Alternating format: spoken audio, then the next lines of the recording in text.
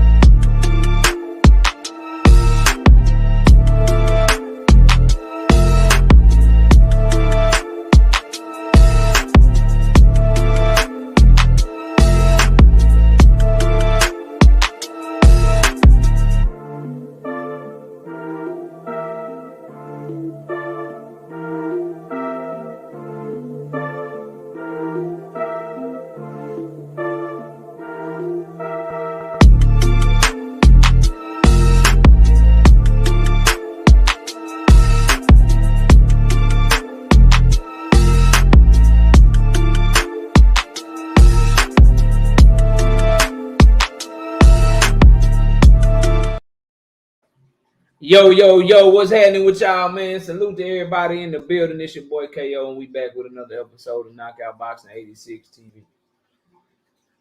We got a lot of things to talk about. I got a lot of stuff to cook on. And we gonna open up this shit for anybody that won't smoke, bro. we coming off the rip, but I got some things I want to cook on before we drop the link. For anybody that want any smoke, bro, I got some things I want to talk about. We got Brother Heat with Q in the building. We got my homie Crush the Legend in the building. All things Texas 16 South. Mr. Mechanical, homie and channel member to the channel. Cash Crypto, homie and channel member to the channel in the building. For all the channel members, I got the prediction video shot. We got the fight with Michaela Mayer and Natasha Jonas that we predicted. And I got the championship fights that's going down in Japan on Tuesday. In the flyweight and junior flyweight division, they going down Tuesday in Japan. We doing them for this week because I'm not typically able with my schedule. I'm not able to get prediction videos out on Tuesdays. I usually get them out Wednesday and Thursdays, or get them shot Wednesday and Thursday and try to drop them no later than Friday morning for you guys. So I got the video shot. You will see them first thing in the morning. And so, y'all stay on the lookout for that. All our channel members, man, I appreciate y'all supporting. Please hit the like button. If you're in the building, please be sure to donate to the channel, man. Hit that super chat, hit that cash app for all the hard work that we do. And please, later on in the channel, I'll drop my link to my other channel that I just started. It's the Dallas Cowboys football channel. So even if you don't like the Dallas Cowboys, but you rock out with KO, please go subscribe to the channel. We're trying to run the numbers up over there, but we're keeping everything separate, so we won't talk about that channel too much over here. This is my boxing channel. We talking boxing over here. And if you enjoy football, if you're a Dallas Cowboys fan and you love to hate the Dallas Cowboys, please go check out my other channel. I will drop the link later on in the show. Just a heads up for that. We got the homie Texas 16 South in the building. We got my homie and channel member to the channel, homie, not me in the building. We got my homie Pearl Infinity in the building. We got my homie I Be Who I Be. And I ain't trying to be nobody else and slid up in this thing. I think I spoke to the homie All Things. But salute to the homie All Things in the building. We got Mike Biggs boxing in the building. Y'all go check out his channel, man. Doing good work over there. Silverado Low in the building. What's up? My homie and channel member to the channel, Emmanuel Carter, and slid up in this thing. H Warrior in the building. Shout out to you, H Warrior. I appreciate that. We got Skills from New Orleans in the building. So we got Dundrick them in the building, homie and channel member to the channel. We got my homie Teach in the building. Got my homie Joseph Jackson, homie and channel member to the channel in the building. It's only right that Joseph Jackson got one of the memberships, man. And yeah, you can give some subs too. If you're already a member and you want to bless people, you can give some memberships to people too, man. That helps support the channel as well. So please do what you can to support the channel, man. We got Anthony Chulo in the building. Salute to you. We got Black All Day in the building. What's happening? We got Savage Killer in the building. We got my homie Boxing and Barbecue in the building. Oh, you know I'm working. You know I'm working, bro. We got the homie Gervonta 1007 in the building. Athletic Mind is here. What's happening with you? We got Mr. Fish in the building. We got my homie and channel member to the channel, Rod Zilla Jones in the building. I don't know. They figured it out yesterday, not me. You hit the join button, and there's some option where you can gift memberships, bro. They hit the join button, and then there's some option where you can give memberships, like they do on that Twitch shit. I don't know if y'all used to follow video games. Some of you maybe still do, but on the platform Twitch, you're able to do that, man. We got the homie Jonathan Jackson in the building. We got Chef Sosa up in the building. We got LaRon Jones sliding through. What's up, LaRon? We got Freddie Baby in the building. What's happening with you? Got his hoodie on the spot. Oh, we working. We working today. Savage Bo, what's happening? We gonna see. We gonna find out. We gonna see. You know, that's what I'm on. That's the energy I'm coming with. Delil in the building. Salute to the homie Delil. What's up? We got my homie, channel member to the channel, Emmanuel Carter, dropping the first 10 piece of the day. He say, I'm supporting KO every which way possible. Shout out to my homie Emmanuel Carter, and I appreciate you. He ain't want to say nothing. He don't want to say, he like, true support, I ain't got to say nothing. Here you go, KO. Take care of them babies, man. Keep pushing out that content, KO. I appreciate you, Emmanuel. Salute. We got my homie Brian King, B Falcone up in this thing. What's happening with you? And we got my homie Dangerous Desires Bullies in the building. We got my homie and channel member to the channel, my light-skinned brother from another, my day one supporter, Omega Red, sliding through. What's up, Omega? Salute to my homie Omega Red. Who else we got? We got JBL in the building. And we got my homie, hold on. We got, give me a sec. We got Key Alexandra coming through in that Cash App with the 5-piece. She say, go Bears. Salute Miss KO and KO. Salute, salute, salute. Appreciate that support in that Cash App, Key Alexandra. I appreciate you. We got Philly Bull sliding through. Philly Bull 91 in the building. What's happening with your Philly Bull? Salute to Philly Bull. Always coming through. We got the OG Thrill Hill in the building. What's up, OG? Salute to you. Salute to you. Crunch Time 91 in the building. What's up, Crunch Time? I see you. We got Gertz sliding through. What's up with it, Gertz? Salute, salute, salute. All right, listen, bro. I want to start here. Cause I shot a video, right? And I deleted it because I didn't like. I was driving, I was riding with the wife, and I wasn't able to get out everything I wanted to say. And I thought about reshooting it, but I had to get my members their prediction videos and shit. Had to make sure I got those shots for the members. So I was like, I'll just talk about it on the live stream tonight. So I did a lot of research because somebody came up on the panel yesterday, Brimley, and he was talking about the PBC in trouble, the Amazon deal done fell through. They fired the person that negotiated the deal. It's in trouble. It's this, it's that. So I went and I did some research. Y'all know, we like to get educated before we speak on shit. What's up, Bullet? In the building boxing. What's happening, homie? KP from KC. What's happening with you? I like to get educated on topics. DC Dre, what up? I like to get educated on topics. I don't never like to speak from a place of ignorance. I like to inform myself and then base my opinion off of the research that I do. Right? Shout out to my homie, Not Me, gifting somebody a membership to the channel, man. Salute, Not Me. Whoever he dropped that membership to, go ahead and make a comment so we can know who he dropped that membership off on, man. And y'all shout out my homie, Not Me, for gifting you that membership, the best membership in boxing. The only content creator that's giving you weekly content that's exclusive just to you as a member, man. So whoever he gave that to, y'all be sure to shout him out for that, man, because he ain't had to do that. JR, what up? I be who I be says, yeah, oh yeah, we're gonna talk. So I went and I did some research. Oh, I know Not Me, and I appreciate you because you've been supporting me for years, bro. You've been supporting me for years. It's nothing but respect, bro. Nothing but respect. You come to every show damn near. You joined up. You drop super chats. You always hit the like button, and you'll tell me you disagree, and it ain't never with no malice. We just be having different viewpoints, and I can rock with it. I can respect it. Now, what I want to say is this, bro. We gotta. There's a certain level of hate. There's a certain level of disdain that it seems that American fight fans have for Al Haymon for some opinion. What up, JD? For some reason, when you look back on 2023 and you look at the fact that he was willing to send Cool Boy over there to Top Rank in Japan where he can fight Monster Inoue. When you look at the David Benavidez Caleb Plant fight, when you look at Tank Davis versus Ryan, when you look at Errol Spence versus Bud Crawford, when you look at Canelo Alvarez and Jermell Charlo, when you look at David Benavidez versus Demetrius Andrade, who had a better year? What's up, Edward Plex? Who had a better year? So it's odd to me that so many American fight fans, highly dedicated, what up, want to see the demise of the PBC. And so these rumors start circulating. Oh, the PBC is going broke. The PBC is going broke. They don't even have the Amazon deal no more. The person that put together the Amazon deal got fired. First of all, the lady name that they're talking about, man, this is why you have to. That's why, bro, I get so passionate about educating yourself. Do your research. Stop just listening to people shit. Don't just listen to me. Challenge me.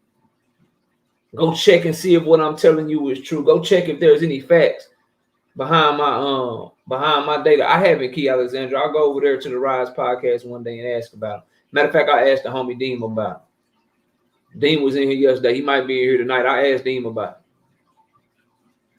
So I say all that to say, after doing research, this is the truth. Mary Donahue is the lady's name that just left Amazon. She was the VP of their sports department. King, what up? She's the VP of their sports department. She left. If you go look up articles, you will see nowhere where she was fired. So that right there raised the eyebrow to me. You'll just see that she left, and we're wondering where she will land next. And Amazon did not comment on her leave. Nowhere does it say Amazon fired her. Amazon won't even talk about it. Kyle Nolan, what up? Amazon won't even talk. So that's a red flag right there. There's no article anywhere on Mary Donahue where it says that Amazon fired her, just that she left at the beginning of this year, January 2nd, 2024.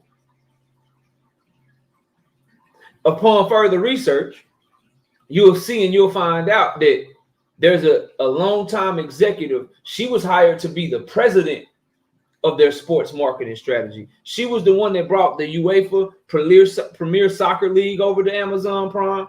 She got them the rights for that. She was the one that got the deal done with Amazon Prime and the NFL. And then they paid her back for that by promoting somebody above her in 2022. His name is Jay Marine. He had been with Amazon much longer than her. He was an executive in another department, and they promoted him as head over the sports department and named her VP back in 2022. Why is this important? This idea that she was the one that oversaw Amazon's deal with the PBC is just not true. It's just not true. Her boss, Jay Marine, the president of sports at Amazon, negotiated that deal with Al Haney. All she did was be the mouthpiece to announce it because he was too busy. He was too busy doing other shit. So that's another falsehood.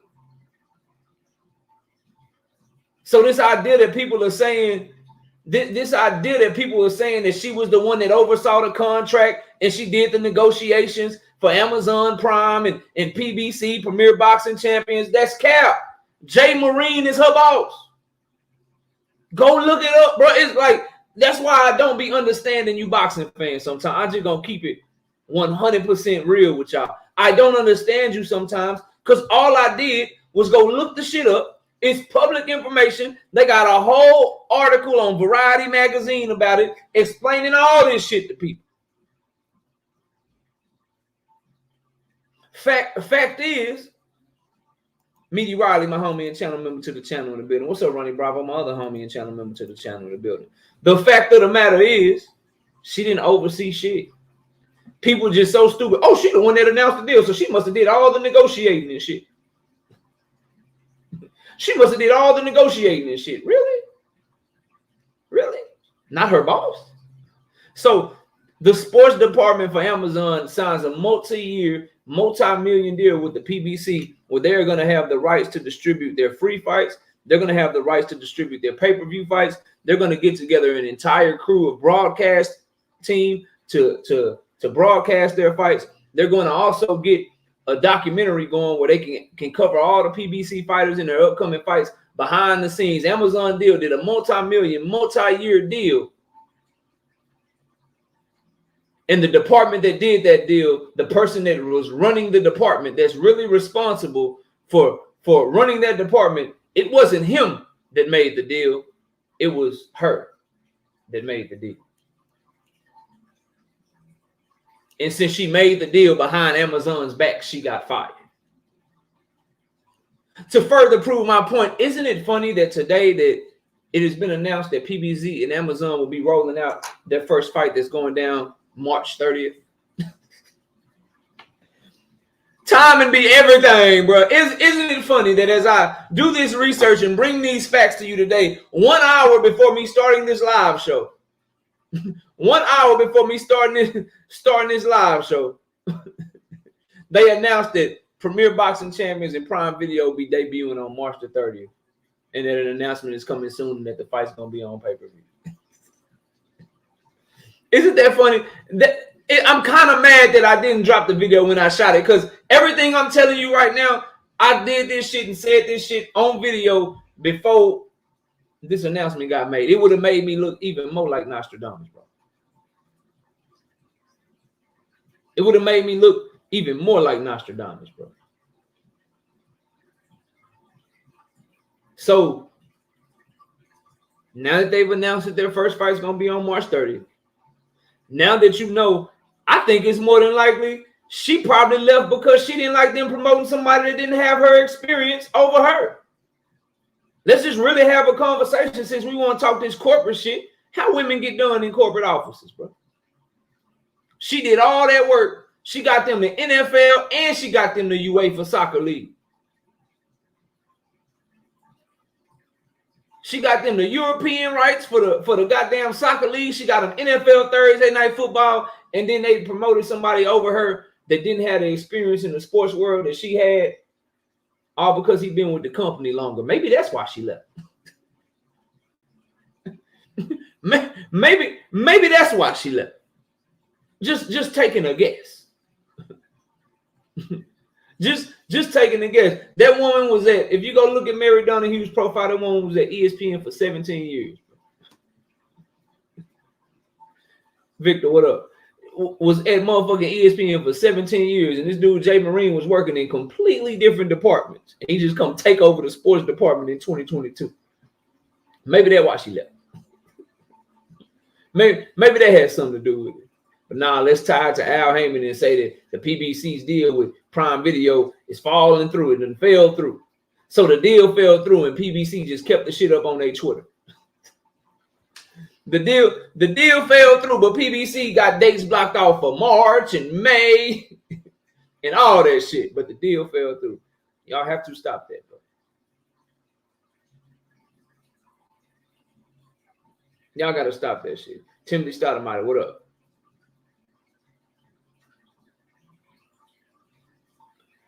Sounds good, Brinley, but I hope you feel better now. They just announced that their first fight is going to be March 30th.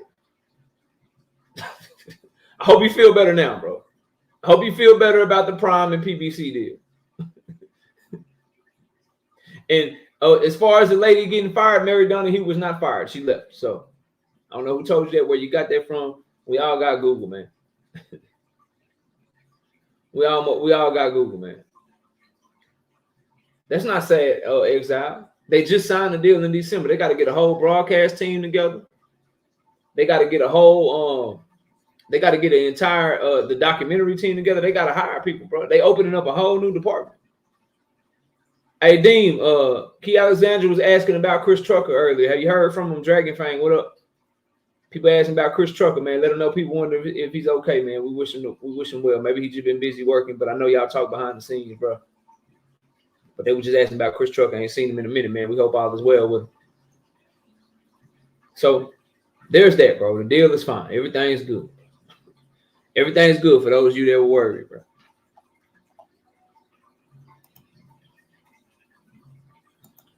Let me see what else I want to cover before I get this shit popping real quick. Make sure I ain't missing nothing. Oh, yeah.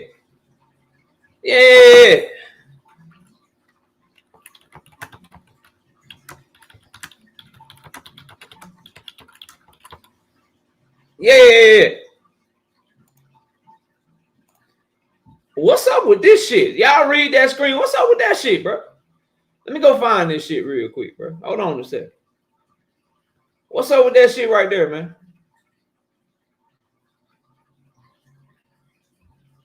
What's up with that shit, bro? Give me a second. Let me find this shit. So Teofimo Lopez says, here's the proof that I tried once again to fight with Devin Haney during his fallout with Regis. Enough is enough with all you fakes joining together to make false narratives. Hashtag sheepdogs. Then he posted this message between him and Joel Fisher. He says, I have a business proposal I would like to talk to you about. How would you and the chairman of Madison Square Garden like to host Teofimo Lopez versus Devin Haney February 10th live at MSG Sphere on Super Bowl weekend in fabulous Las Vegas? Joel Fisher responds, says, Sal and I will be more than happy to talk with you about this. We have already started to have conversations with Top Rank, with you being the first fight at the Sphere. Haney has been mentioned as a potential opponent for this fight. We also have you headlining the Garden on December 9th, Heisman night. What's the best number to reach you at? And we will call you now. Teofimo Lopez says, sounds amazing. Here's my cell. Then there's another one. He says, 3 times we tried to face Devin Haney. First time, overpriced themselves. Second time, didn't show up to the meeting. Third time, Devin told me he only talks to bosses. Let me see if Devin Haney responded to this shit. You know, he'll respond to a motherfucker. Let's see this before we cook on. Let's see what he's saying, bro.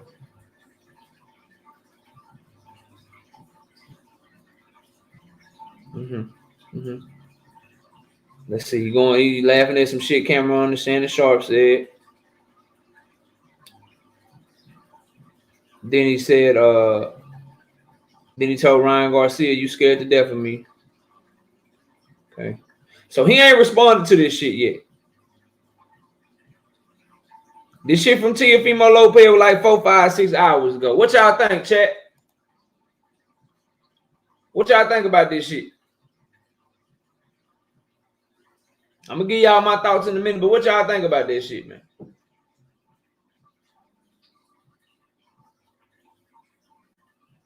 What y'all think about this shit? Here's what I know, bro. Here's what I know. Teofimo Lopez, bro. I heard his daddy on camera ask for $20 million to fight Devin Haney, bro. Then I heard Teofimo Lopez tell me that he was going to make Devin Haney his mandatory and he was going to fight him. Then I seen Teofimo Lopez ask the IBF to make George Kambosos his mandatory instead of fighting Devin Haney for undisputed, bro.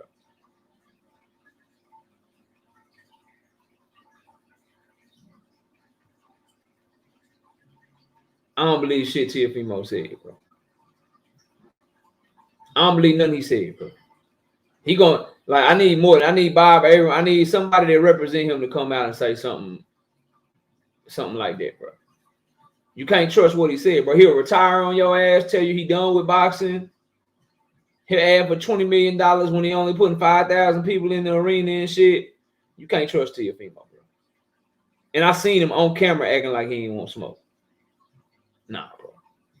Somebody, you need more people, Teofimo. You need more people, bro. You need way more people than that, bro. I might drop some content on that on Saturday if Devin Haney responds to it, but I can't. Teofimo, I need more than that, bro. I need more than that. That sound good. That sound good. If Top Rankers are already working on your behalf to schedule the fight and shit, what you reaching out to them for? You don't negotiate your own shit. You don't negotiate your own shit. See, I'm fair, bro. Just like Bill Haney and Eddie Hearn and Devin need more people because they be lying and capping their ass off. Teofimo in the same boat. You need more people, bro. You gotta prove that shit to me. Your word ain't enough, homeboy. You got like a motherfucker. And I watch you duck that multiple times. Nah. I watch him look in your face and say you ain't gonna do shit. You just smiled at him with them can open ass teeth. No, I'm not. I don't trust that shit. I do not trust. Plus you got a fight coming up. See, you got a fight coming up. So you fighting February 8th. It's January 18th. You know how y'all do. You know how y'all do, bro. You, Devin, Shakur, you know what I'm saying? Y'all got a fight coming up, bro. You want to smoke with everybody, bro. Teofimo got a fight coming up, man. I tried to fight Devin Haney. Nigga, I called out Terrence Crawford. Tank Davis, a hoe.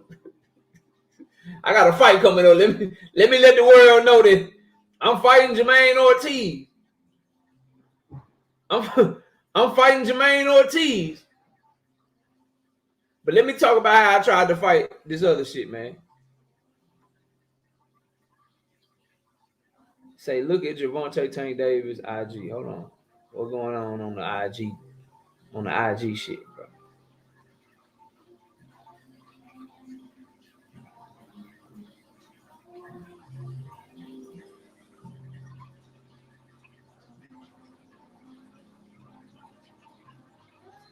I'm looking at it right now, bro.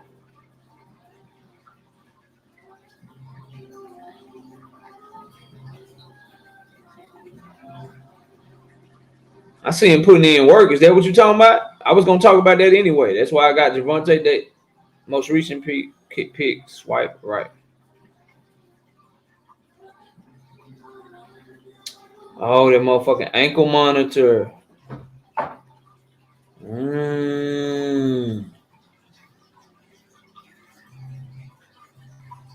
What's up, A1?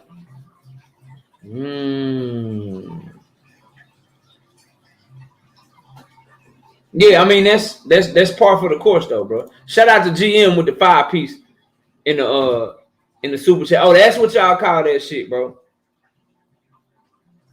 That's what y'all call that shit. We call it a bracelet, bro. But I feel you. Now I got it. So he said check Tank IG, he on the box. That shit explained a lot. He on the box, bro. Yeah, he got, we call it a bracelet, but yeah, he got the ankle monitor and shit, but that's par for the course when you're on probation and shit, bro. And he can't leave the city unless it's for work. And boxing is work. So he get a fight made. I'm assuming that his shit is the March 30th shit they talking about. We gonna see. But he get a fight date or whatever. They can't stop him from getting his bag, bro. They can't stop him from traveling from work. But he on the ankle monitor because he can't leave the city right now. He got to do his probation in the city. But he can go for work. What's up, Rock Bottom? He can go for work. They can't stop you from getting a bag. They can't stop you from being a productive member of society. They can't stop you from being able to provide for your family. And if you fight and you provide for your family, they got to let you go do that. But what they're not willing to let you do, and what I try to explain to Tank fanboys and diehard Tank fans, is this, bro. They're not going to let you go away for 2 or 3 months to go to camp because you can have your camp there. Anything that you can do in the place you got probation at, they not gonna let you go nowhere else to do it. But if you got to fight in Vegas, obviously you can't do that shit in Baltimore, so they would have to let you go to take your fight. They would have to let you go to take your fight. So he just can't train. That's it. That's how, bro. I mean, clearly some of y'all ain't never been through nothing, but they cannot stop you from working. You cannot be stopped from working. It's your right to be able to work and earn a living. Straight up. I got partners, homies that had a little something, but they work on the oil rigs and shit. They have to leave town and go to the oil rigs and shit. But when they ain't at the oil rig and shit, they gotta have their ass right back. Y'all, some of y'all, bro, live a little. Just live a little bit, man. That's all I'm saying. Live a little bit. What's up, A1? I'm listening. If I hear some cap, I'm pulling up. But hell, we see 1 foot out the door on boxing at this point. Shout out to my homie. Yeah, you gotta check in, but you able to work, bro. And boxing is his work. Okay, you got a shiner, you been sparring. Nah, bro, something bit me, bro. An insect bite. It's coming to a head, though. Hopefully it goes away this weekend and shit. Yeah, something bit me, bro. But anyway, bro, what I do want to talk about, bro, is that boy looking in shape. He back in the gym. He's staying locked in. And I can't wait for this announcement, bro. I can't wait for this announcement, man. I can't wait for it, bro. It's gonna be something. Nah, I ain't get popped in no eye, man. Y'all stop that bullshit. Don't be starting no rumors and shit. They gonna be saying it was a YouTube content creator that beat my ass, bro. That Devin Haney YouTube content creator went over there to Texas and beat the shit out of KO. Look at A1 who's on over here. Nah, hell nah. Miss KO gave your ass them hand for trying to sneak a video instead of helping grab them groceries. Nah, bro. She need help. I just stop the video and then go help her and then shoot that motherfucker, man. I be riding. When y'all see me riding in the car shooting video, that's because she had me to go somewhere, bro. You see me riding in the car shooting videos and shit, bro. That means she had me to go somewhere. I don't want no problem, bro. I just do what the wife had me to do, bro. Cause she do what I asked her to do. So it's like that over here, bro. Ain't nobody put hands on nobody, dog. Y'all boy bugging, bro. We got T Wood, man, with a 5-piece in the CashApp. He say keep your foot on their neck. Oh yeah, we get into it. We just we just kicking it right now. So Tank back in the gym. He looking in shape. You can tell he in shape. You can tell he keeping his weight down. You can tell he been training. And I'm excited, man. I'm excited for 2024. Hopefully it's a great year of boxing, bro. Let me see if there's anything else. I need to cook on for a little bit.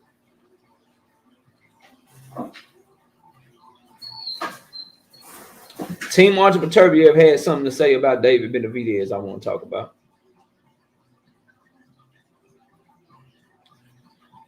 John Scully, who trains Archie Turbiev and also trains Christian Mbile, says 12 rounds with Archer is a long time, and you can imagine how up for the fight Archer is going to be when he fights Bivol. You will not have seen anything like it when he gets in that ring. Putting the pressure on is going to be the number one thing, and he's going to be doing that. Bivol is going to realize that Archer is not Canelo. He's not a small guy. Bivol is not going to have Archer on the ropes, letting his hands go, and Archer is trying to hide and cover up, so it's a different fight. If you think Bivol is going to win and you're basing it on the Canelo fight, that's not smart business. Then he speaks on David Benavidez. He says, I like Benavidez. He's strong and all that. I don't see it as a hard fight, honestly. He's made for Archer. If you were to say who shouldn't fight but Turbiev, it would be him. I don't think that style of being strong and coming on later, you're not going to do that with Archer. Archer read that like a book. I don't see Benavidez as being this huge obstacle for Archer. Listen, bro. Y'all want to know what Archer Beterbiev. You want to know what's up, 2 Cent Boxing? Y'all, truth, what's up? Y'all want to know what Artur Beterbiev's obstacle is, bro? His biggest obstacle is going to be his age, bro. His biggest obstacle right now, from anybody at 168 to 175, is going to be his age. It's going to be his age. If he, for as long as he can be himself, ain't nobody fucking with him, bro.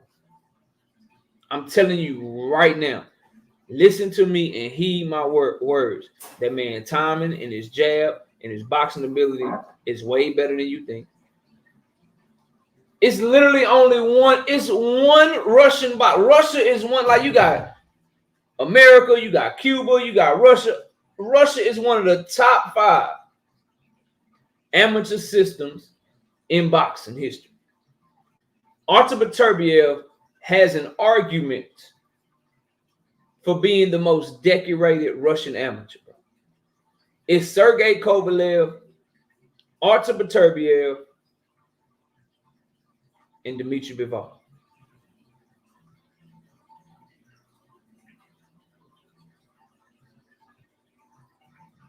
He boxes better than he gets credit for. And he hits hard. Harder than any of them. And if you think you just gonna go forward and do anything with him, bro, you out your mind. You better walk him into a shot and hope you can hurt him.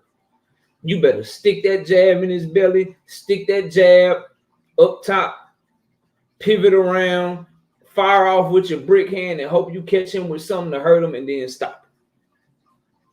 All of that going toe-to-toe shit, trying to walk him down, and bro, he is going to do you dirty. Gonna do you dirty, Marquis. What up? Big C, what up? You're not beating him at his own game right now. And David Benavidez tries to fight his own game. I'm gonna wear you down. I'm gonna press you out. Costa Zoo is from Australia, bro. What the fuck are you talking about, Ronnie? Costa Zoo from Australia, Tim Zoo's son from Australia. What are you talking about, bro? Hold on, bro. Am I tripping? Am I tripping or are you tripping, Ronnie? Costa Zoo. Hold on a second, bro. Hold on a second. Am I tripping or are you tripping, bro? Oh, Russian, Australian, former professional boxer. So he got both. Did he represent Russia? He both. Let me see. I'm going to his amateur shit.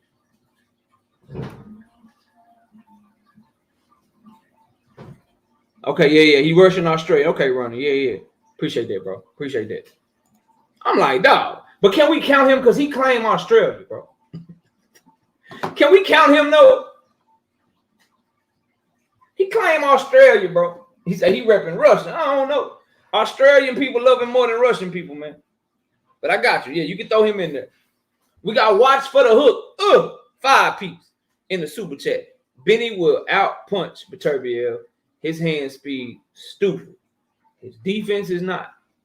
And all that hand speed, when that shit get timed with Artur Beterbiev jab, and you realize, okay, why does jab feel like a hook, bro?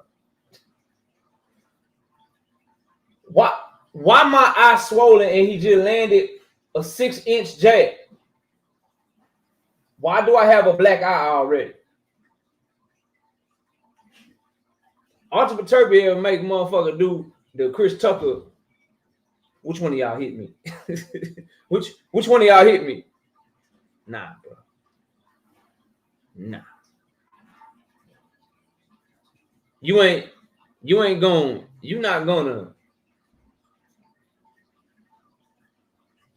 not gonna do Beterbiev. You're not gonna beat him like that, bro. Not maybe if he get old now. Maybe he hop up in the ring and he show his age and shit one day. Then possibly you might be able to get him. But if he show up in the ring and he himself, ain't nobody doing nothing with that man right now. He gonna do Bivol dirty. Now I saw Key Alexander. She said, "What about the testosterone, KO?" Listen, man. I don't fucking know. I'm not a doctor. I don't know how they tested no more. Alicia Baumgartner got cleared because somebody left the goddamn shit at their home and shit at their house and let it sit there for 50 days and shit. I don't know, bro. I don't know. I don't know. Then you got Archie Beterbiev. He got shit. His testosterone levels and all that shit is like they were high, but it wasn't an adverse finding. We didn't find nothing in the system, but it was atypical and shit. I don't know, bro. I don't know. I don't know what that shit mean. They need to get their shit together. I don't know. But he ain't pop dirty, so that's what I'm gonna roll with for now. That's what I'm gonna roll with for now.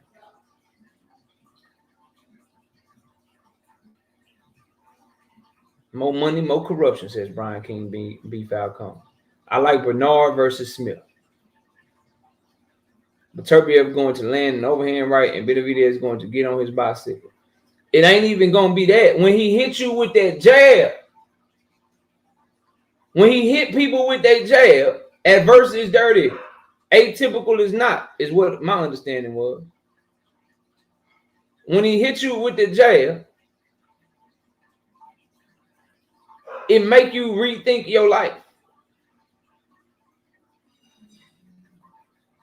When he hit you with a jab, you're like, oh, all right then.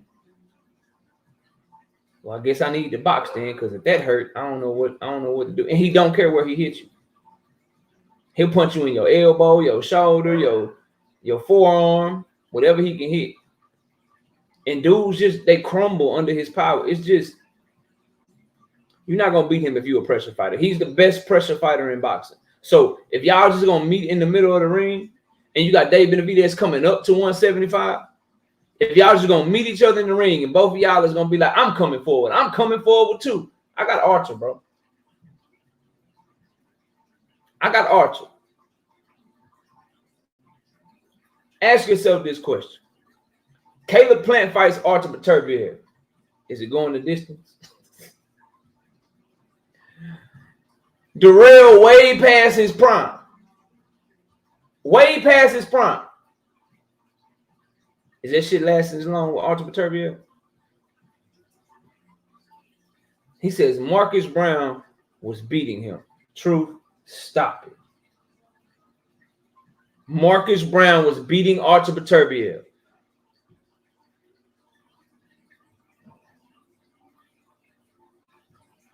That would imply that Archer Beterbiev got a lucky stoppage. That would imply that Archer Beterbiev caught Marcus Brown with some shit that changed the fight. Bro, Archer Beterbiev beat him the fuck up, bro. He beat him up. Y'all gotta learn how to watch Archer Beterbiev. Like watching Archer Beterbiev and watching Dimitri Bivol is two different things. Watching Tank Davis and watching Devin Haney is two different things, bro. Like you can't watch an Archer Beterbiev fight and be like, damn, it's the 5th round and he down 3-2. He losing the fight. You can't watch his fights like that. The man got 100% knockout ratio. You got to watch his fight and you got to be looking like, okay, is he landing clean? How was this dude reacting to his punches? Oh, he fucking him up. It's only a matter of time. Juka, you pity pat your way to maybe landing more punches in the 1st, 2nd, and 3rd round. Don't mean you winning the fight, bro. You look at Tank the same way. Oh, he losing rounds. No problem. Is he landing clean? Oh, he landing clean by the 4th round? It's only a matter of time. It's only a matter of time. You can't watch a puncher's fight the way that you watch a boxer's fight. Because they don't fight the same. I'm trying to teach y'all some shit, man. You can't watch Beterbiev the way you watch Bivol, bro. You can't do it. Callum Smith looked like he had a good of the first 2 rounds. He looked like he won at least one of them rounds. By the 3rd round, you saw that jab landing consistently. You saw how he was reacting to the jab, and I'm like, this fight over with. This fight is over with. I don't know if y'all can see this, and I don't even know if he in the building, but if he here, he'll tell you. Hold on. Right side.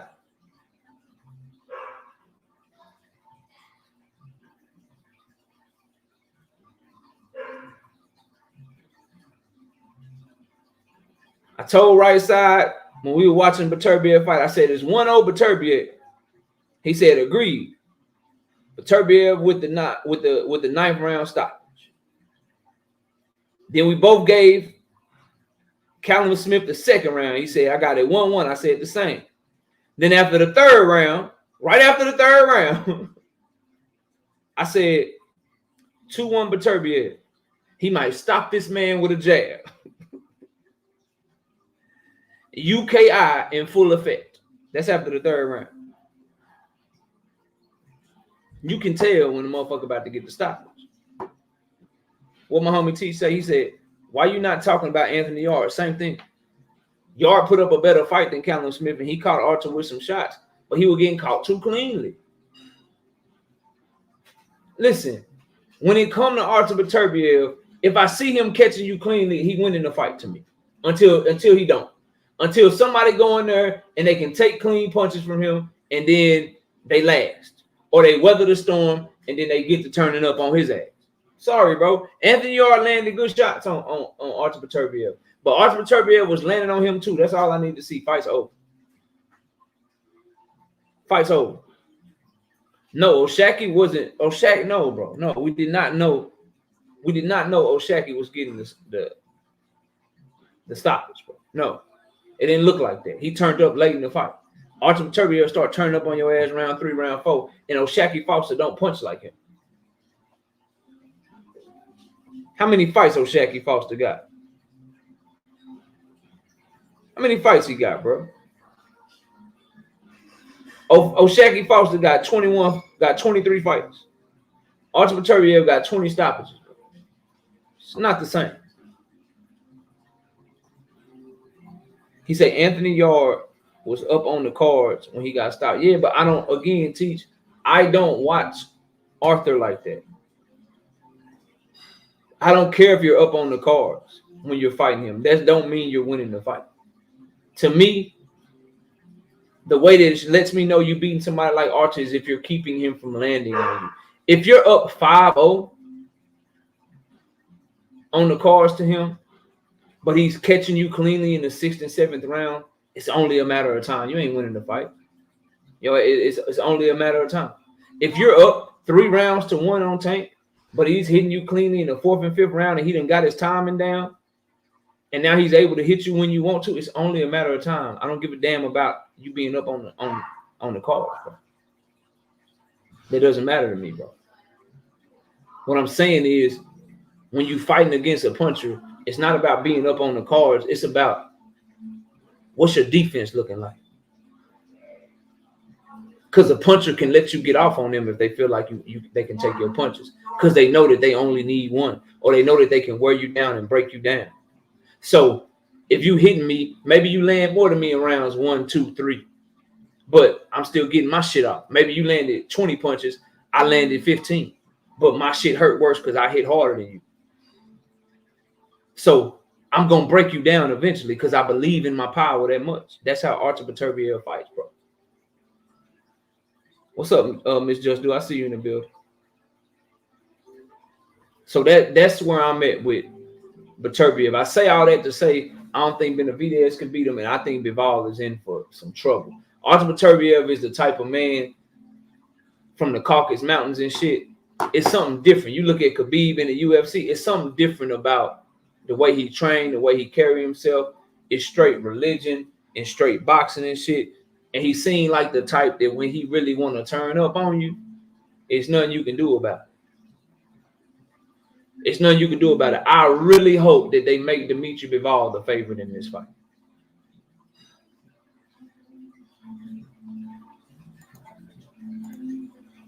JR says Bivol is the better boxer, but I think he won't get caught enough times within 12 rounds and get KO. Here's the thing, right? Being the better boxer just simply means, oh, my footwork is better. Oh, my jab is better. Oh, I have better defense. That's all cool, because guess what? Caleb Plant got a better jab than David Benavidez. He got faster feet than David Benavidez. He's more athletic than David Benavidez. He's a slicker boxer than David Benavidez. But with guys like Artur Beterbiev and David Benavidez, that shit don't matter. Can you stop them from fighting they fight? That's it. Can you stop them from fighting they fight? If you can't stop them from fighting they fight, if you can't stop them from eventually getting to you and getting where they want, it's over with for you. You gotta just hope you can survive.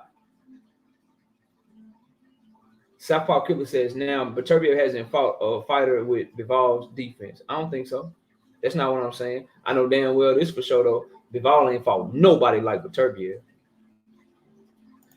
Not me says Imman Kotiev could be the same. Yeah, I told you I like that dude. I'm watching out for him. 6-0, 6 KOs. Same type of style as Artur Beterbiev, bro. He looked just like Artur Beterbiev out there, big. At light heavyweight as well. He even be wearing the same clothes Artur Beterbiev be wearing to the ring. Quells G, what up? Yeah, he's something. He look like he could be something, bro. All right, we've been going almost an hour. I'm off for this shit.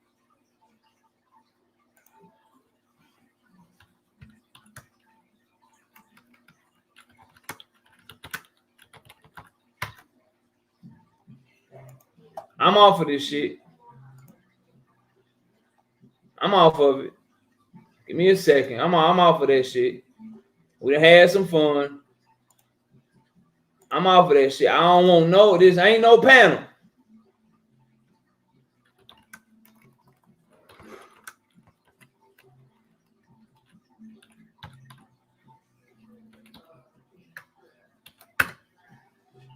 This is not no damn panel. This ain't none of that shit. This is for everybody that disagree with me. If you think that I'm protecting Tank Davis from Devin Haney, hit the link. If you think that Tank Davis should go to Saudi Arabia to fight Devin Haney, hit the link. If you don't like my take on Tank and Devin or Saudi Arabian boxing and you got some shit to say, now is the time that we can debate. I got 2 hours left on this platform. Get out my damn comments. Stop trying to have a panel to say your ass and hit the goddamn link. Hit the goddamn link. Otherwise, I'm just going to go off for 2 hours straight. Otherwise, I'm just going to cook on this shit for 2 hours straight.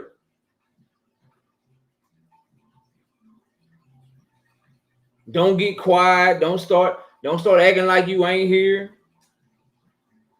Don't start acting like y'all ain't been in the goddamn comments talking all this hot shit. You ain't been over on other platforms talking all this hot shit. KO don't want to fight.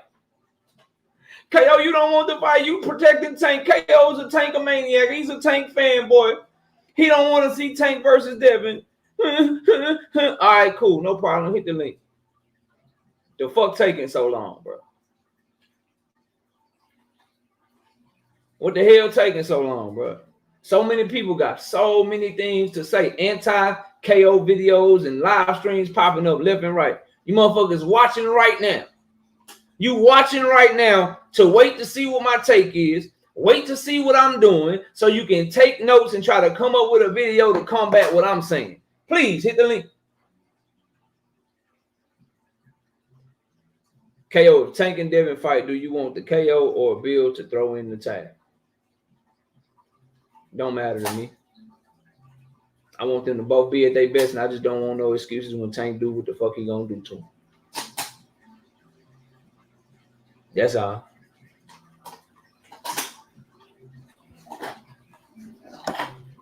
That's all, bro.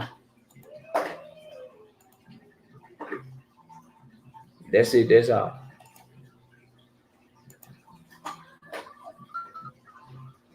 Dion up here. Dion, what up?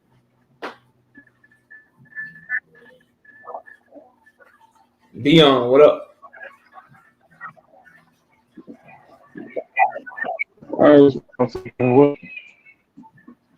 Hey, what's happening with you? You chopping up, bro. Your service kind of messed up.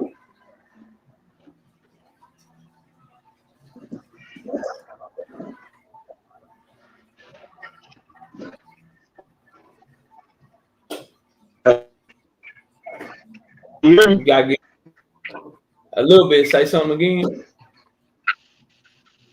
Can you hear me? I can hear you better right now. What's up? You got an echo though. You got an echo though, homeboy. You got an echo though. Yeah, I'm at work, you know. Yeah, I'm at work. It's probably my earpiece. I'm trying to walk closer to the door. Can you hear me now? It's getting better. It's getting better now. Yeah, you good now. What's up? What's going on? Not much, bro. You hit the link. You know what the link for? What's good? What you got? What's good, man? What's up with this cash shit, man? Say it again, bro. You chopped up. You said what's bro, you chopping up bad. You chop. I'm gonna hit you right back. I'm about to go to the other side of the building. Ready? All right. Hopefully he can get his stuff together. Who else? While we waiting on him, who else?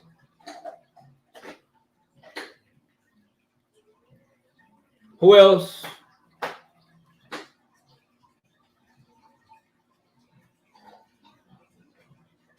We'll give him an opportunity, Dark Truth. We'll see.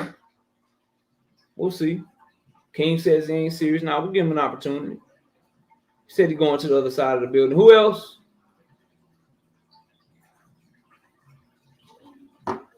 Says at this rate, you may have to say name. I don't have to say name because everybody is invited, Dark Truth. Thank Father. What's up, homie? When you will literally give anyone an opportunity, whether they want it or not, whether they got a channel or not, bro, I'm talking to everyone who disagrees with me. I'm talking to everyone that believes this fight should go to Saudi Arabia. I'm talking to everyone who disagrees that Saudi Arabia is not good for the sport. I'm talking to y'all, bro. I'm talking to all of you. I'm talking to people. I just want to fight, KO. Why you don't want to fight? Because you should just want to fight no matter where it's at. I'm talking to all of y'all, bro. Every one of you. Every single solitary one of you, bro. All y'all.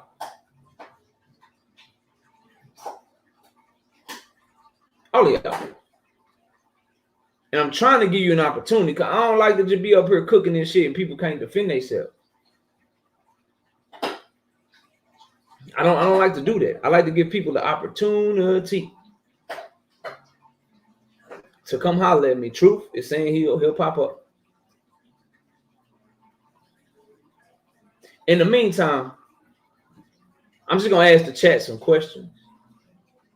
Can I ask y'all some questions? Put 100 in the chat if I can ask y'all a couple of questions while we wait on people to grab this link and get this smoke that everybody claim they want. I cook KO. KO don't know shit. KO ain't nothing but a wordsmith. KO just be assuming. Won't nobody hit that link though.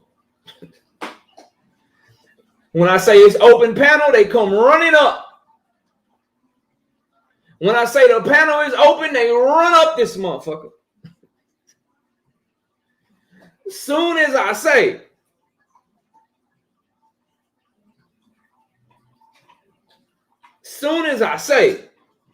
what's up? Let's get it. Ain't nobody got shit to say. Shout out to the homie Fight Game.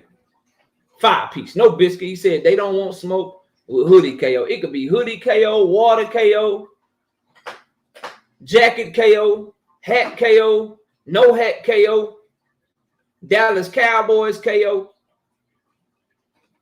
They don't want to smoke with me, period, bro. When I'm in this mode, when I'm ready to debate, when I'm in a debating mood, man. Because the thing is, I debunk all the arguments ahead of time. I already know what people gonna say. That's why they won't come up here. So y'all put 100 in the chat. Let me ask y'all a question.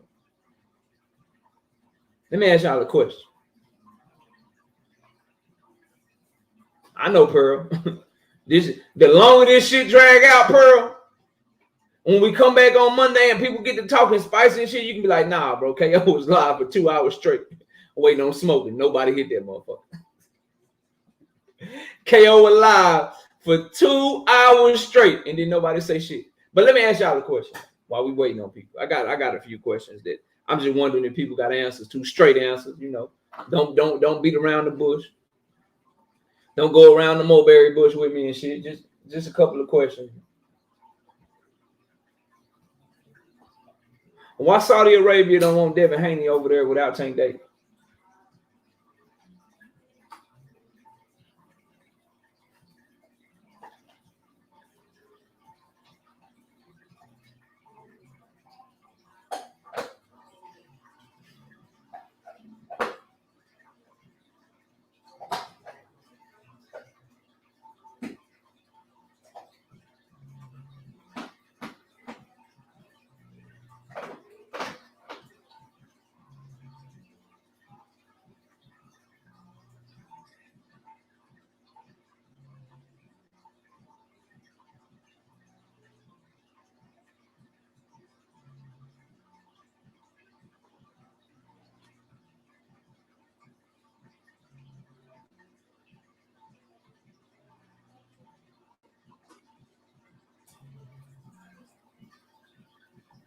How come Prince Alik Shalik, His Excellency, whatever y'all want to call him, how come he hasn't said anything about Devin coming to Saudi Arabia with anybody other than Tank Davis? How come he don't want Devin Haney versus Sandor Martin in Saudi Arabia?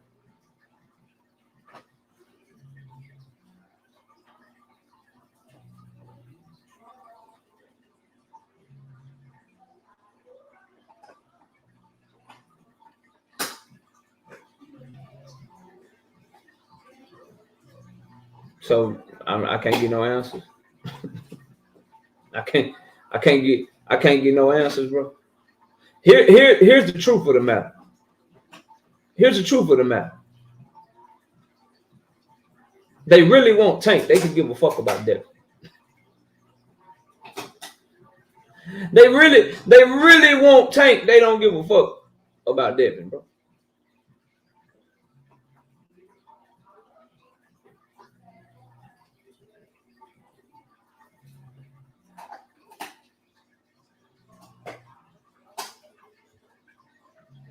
They really could give a fuck. That's really what it is. Let me ask y'all another question while I'm waiting, because everybody's typing in the comments. No one's hitting the link, so we'll just talk.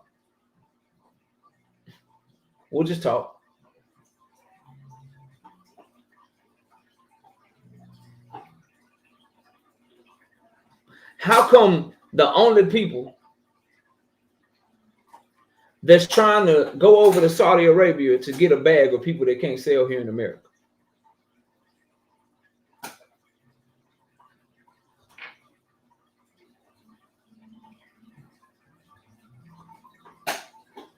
Somebody explain that to me, since y'all typing 100 words per minute. Everybody is fucking keyboard warriors. Don't nobody want to hit this link.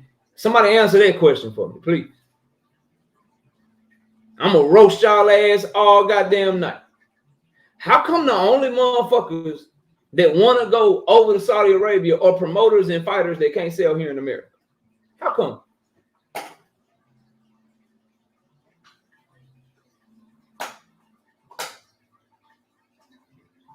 How come?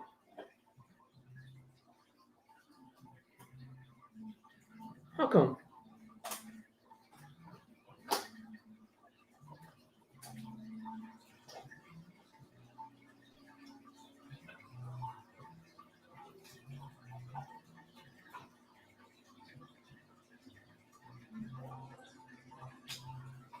I'm not entertaining any cap. You want a cap? You want to debate me? You can hit the link.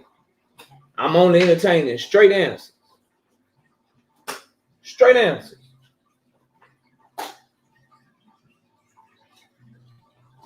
Why don't people want to do their job and just promote themselves and make themselves a draw so they can do well?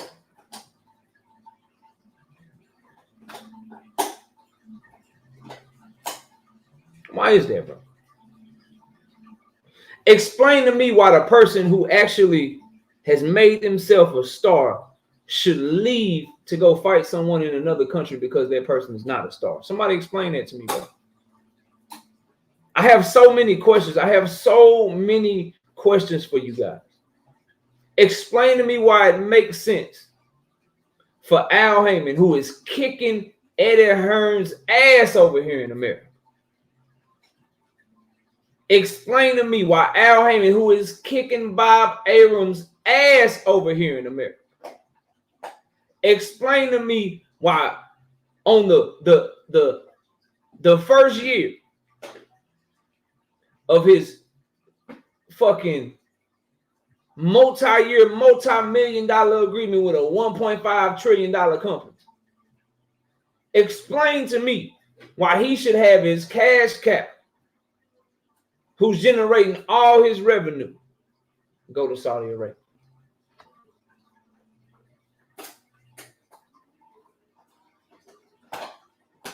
I'm convinced you don't want this fight, KO. What are you even talking about?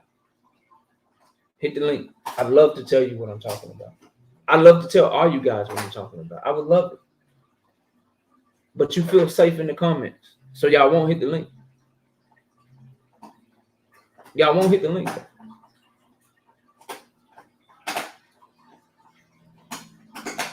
More money in Saudi Arabia. Are you sure? Are you sure? Are you sure? There's more money in Saudi Arabia. It's flat fees with no option to make back-end revenue in Saudi Arabia. Are you sure?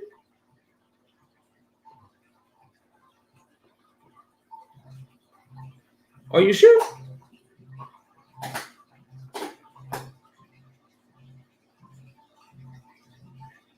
Are you 100% positive? OD-Loc TV, the link is in the chat. I would love to talk to a fellow content creator about this. Y'all go subscribe to OD-Loc TV. I would love someone to come up here so we can get the cooking. I would love that. I would love the opportunity. I would love the opportunity.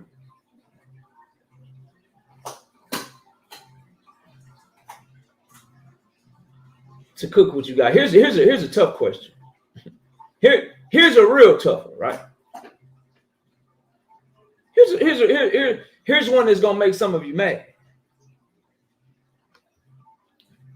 How come Devin Haney was willing to let go of his ego and pride for that Australian Aborigine white boy George Kambosos, but he's trying to act like he got a leg to stand on with Tank Davis and he got any right to bring anything to the table? Y'all want to answer that one? While I'm waiting on all this smoke that people are apparently supposed to have for me, maybe I'll say it again. Maybe I'll say it again for you guys.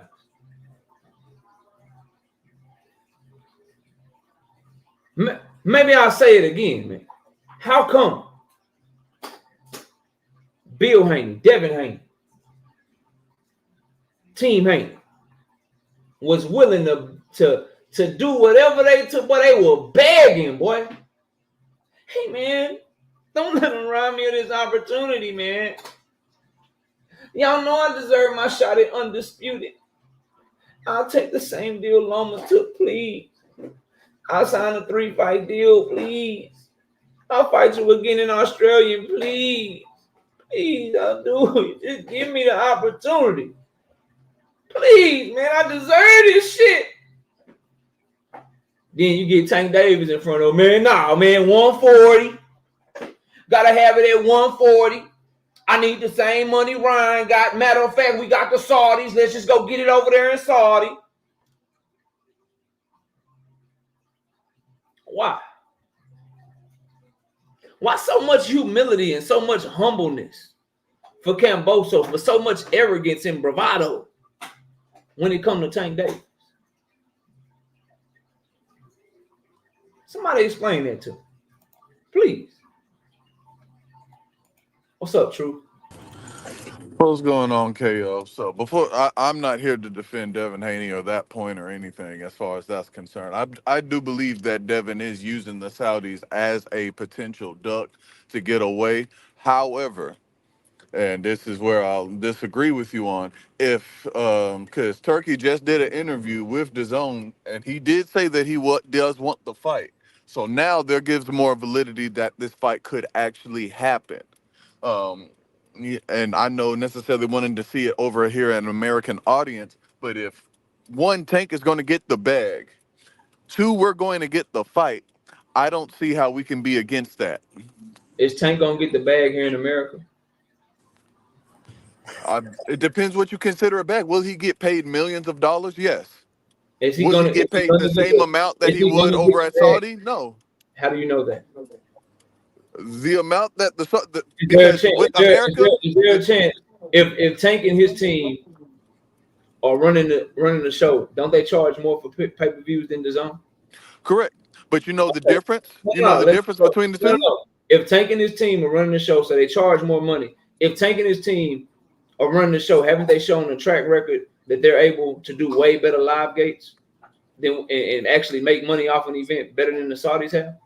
Correct. Okay. No argument there. But notice what you just said. Making running the show and the fight is here in America. You just said making money. If Tank and his team are better at doing pay-per-views, they are better at selling the fight and generating revenue, and Tank Davis just made at least double what they claim the Saudis are offering, which is $20 million. He just made more than double that with Ryan Garcia. What motivation should he have to make Devin Haney comfortable just because Devin Haney won't close to what he making? See, I'm not saying make Devin Haney comfortable. I don't want to pigeonhole the argument and just saying it's Tank coming to Devin. However, when you mention about making money, yes. That's exactly what it is. You're talking about making money. Why do you think that Bill Haney and Eddie Hearn weren't trying to make Devin Haney and Regis Prograis in Saudi Arabia? Because they had all the leverage. Because they knew that Regis wasn't the name, so they could make him fight in San Francisco. All you have to do is ask yourself a simple question. If Devin Haney was in Tank Davis's position, will he be trying to go to Saudi Arabia? And you'll have your answer, and you know what that is. You know what that is. You're pigeonholing the argument just to Devin. I'm saying if that's where the fight needs to happen, Tank, and I'm going back to this point. When you're talking about making money, all of that is just because of the work. The Saudis are not in this to make money because they're in this to renew their image and to start getting tourism back. It's a grander vision than this. So they're willing to both spend a whole bunch of money on guarantee. Why does the fight need to happen in Saudi Arabia? Okay, so it doesn't need to. It can, though. So can it happen in America? Can it happen in America? It can happen in America, correct. Which one of them is the one that sells more tickets? Tank. Which one of them is the one that sells more pay-per-views? Tank. Which one of them is the one that has a bigger fan base? Tank. So why are we even having a conversation of a here's the next question. Which of them has a backer that is willing to throw obscene amount of money? Who sold more last year, Canelo or Tank Davis? It'd be Tank. Is anybody that wants to fight Canelo telling him where he gonna fight at? No. So why are we allowing this shit with Tank Davis? It's not allowing. Who sells more? Tank Davis or Monster anyway? Tank. So how come ain't nobody telling Monster anyway he gotta leave Japan? No, I mean, people are saying that he needs to fight in America. Our biggest star in America, like this is the shit with me and some of y'all. True. Listen, people bro. are saying that he needs to fight in America. People are saying that about NOA. This is my problem with some of you, bro. And by some of you, I mean anyone that's trying to take this talking, this stance, bro. At the end of the day, bro, people deserve what they work for, true. Right. So if you Devin Haney, you deserve for people to say, man, he is the youngest undisputed champion in the 4-belt era. He is a 2-division champion, and he's going to the Hall of Fame. He deserves that, bro. Like you can't take that away from that young man. But in that same breath,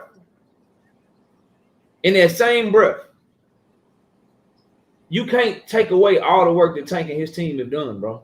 So pushing for the fight is say, bro, look, Devin, ain't nothing special about you, bro. You got to do the same shit Floyd had to do to get Oscar. Say, bro, ain't nothing special about you, bro. You got to do the same shit that Canelo had to do to get motherfucking Floyd Mayweather. Say, bro, ain't nothing special about you, dog. You got to do the same shit that Juan Manuel Marquez had to do to keep getting Manny Pacquiao, bro. Say, bro, ain't nothing special about you, dog. You had to do the same thing that Sugar Shane Mosley had to do to get motherfucking Oscar, bro. Why would you change rules, bro? And I agree with all that point. So go to the Saudis and say, you will pay me 40 and Devin gets 5. You will give me the majority of the pot and Devin will get 5. Because the only way that, especially with that massive amount of guarantee that the Saudis are willing to just send out plus pay-per-view, Tank can take the majority of the pot. Why would he do that? You thought this was over here? No, I'm getting 60 million. You're going to get 5 million and we're going to make this pop. Like the ultimate reward for your work, is why would he the do money. that when he has all the leverage here in America? Why would Tank has all the leverage. Tank has all the leverage anywhere. It doesn't have to just be America. Tank is the A side anywhere in the world. Not anybody not named Canelo. Eddie Hearn has done such a poor job, and Bill Haney have done such a poor job in making Devin Haney an attraction, while Al Heyman has done such a great job making Tank Davis an attraction. Bro, you can't take that shit from Al Heyman.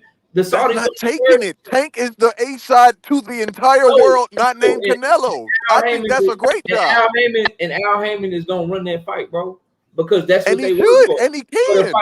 He can't run the fight if it's over in Saudi Arabia, bro. How can he run it? Everything still streams on Top Rank and DAZN the same way. It can still run through Amazon Prime the same way. Only Tank is $60 million richer. Top Rank and DAZN ain't getting none of the pay-per-view shit. They ain't getting none of the revenue money from the goddamn live gate. All of that shit goes to the Saudi if they're able to make any money at all. And bro. we know we know that any money that they got was a loss compared to what they sent out. That does not escape the fact that they are paying that much for these. It doesn't matter what they're paying. They're overpaying people, bro. That's never exactly. Don't you want Tank to get rewarded for his efforts? No, you just talk about getting rewarded. The reward isn't America. If he's willing to pay 60. Is Al going to offer Tank a $20 million guarantee? No, sir. Do you think Al is going to offer Tank a $20 million guarantee? No, I'm not even on the Haney side like that. But I'm saying Tank no should go over there. No one. These fighters don't deserve a $20 million, $30 million, $40 million guarantee. So Tank don't deserve. I thought he did all this work. So why don't he deserve that? He got that because of how he sold, bro. He ate what he killed. He got that because of his numbers. Because and now that he ate what he killed, the Saudi says, "Here's a feast." We're advocating. Says, "Here's a dinner for you." Like we can't do that, bro. Like we have to argue for what makes sense. It does not make sense for somebody to get paid a bag and then the event that they fought on loses money. How does that help the sport? That is not on Tank, though. That's not on Tank. It helps the sport of boxing because we get the best fighting the best. We get the best fighting the best. We finally get these fights don't over-marinate. We get these fights in their prime with people that are willing to pay the money. For the same shit, bro. That over-talking me shit not gonna work, bro.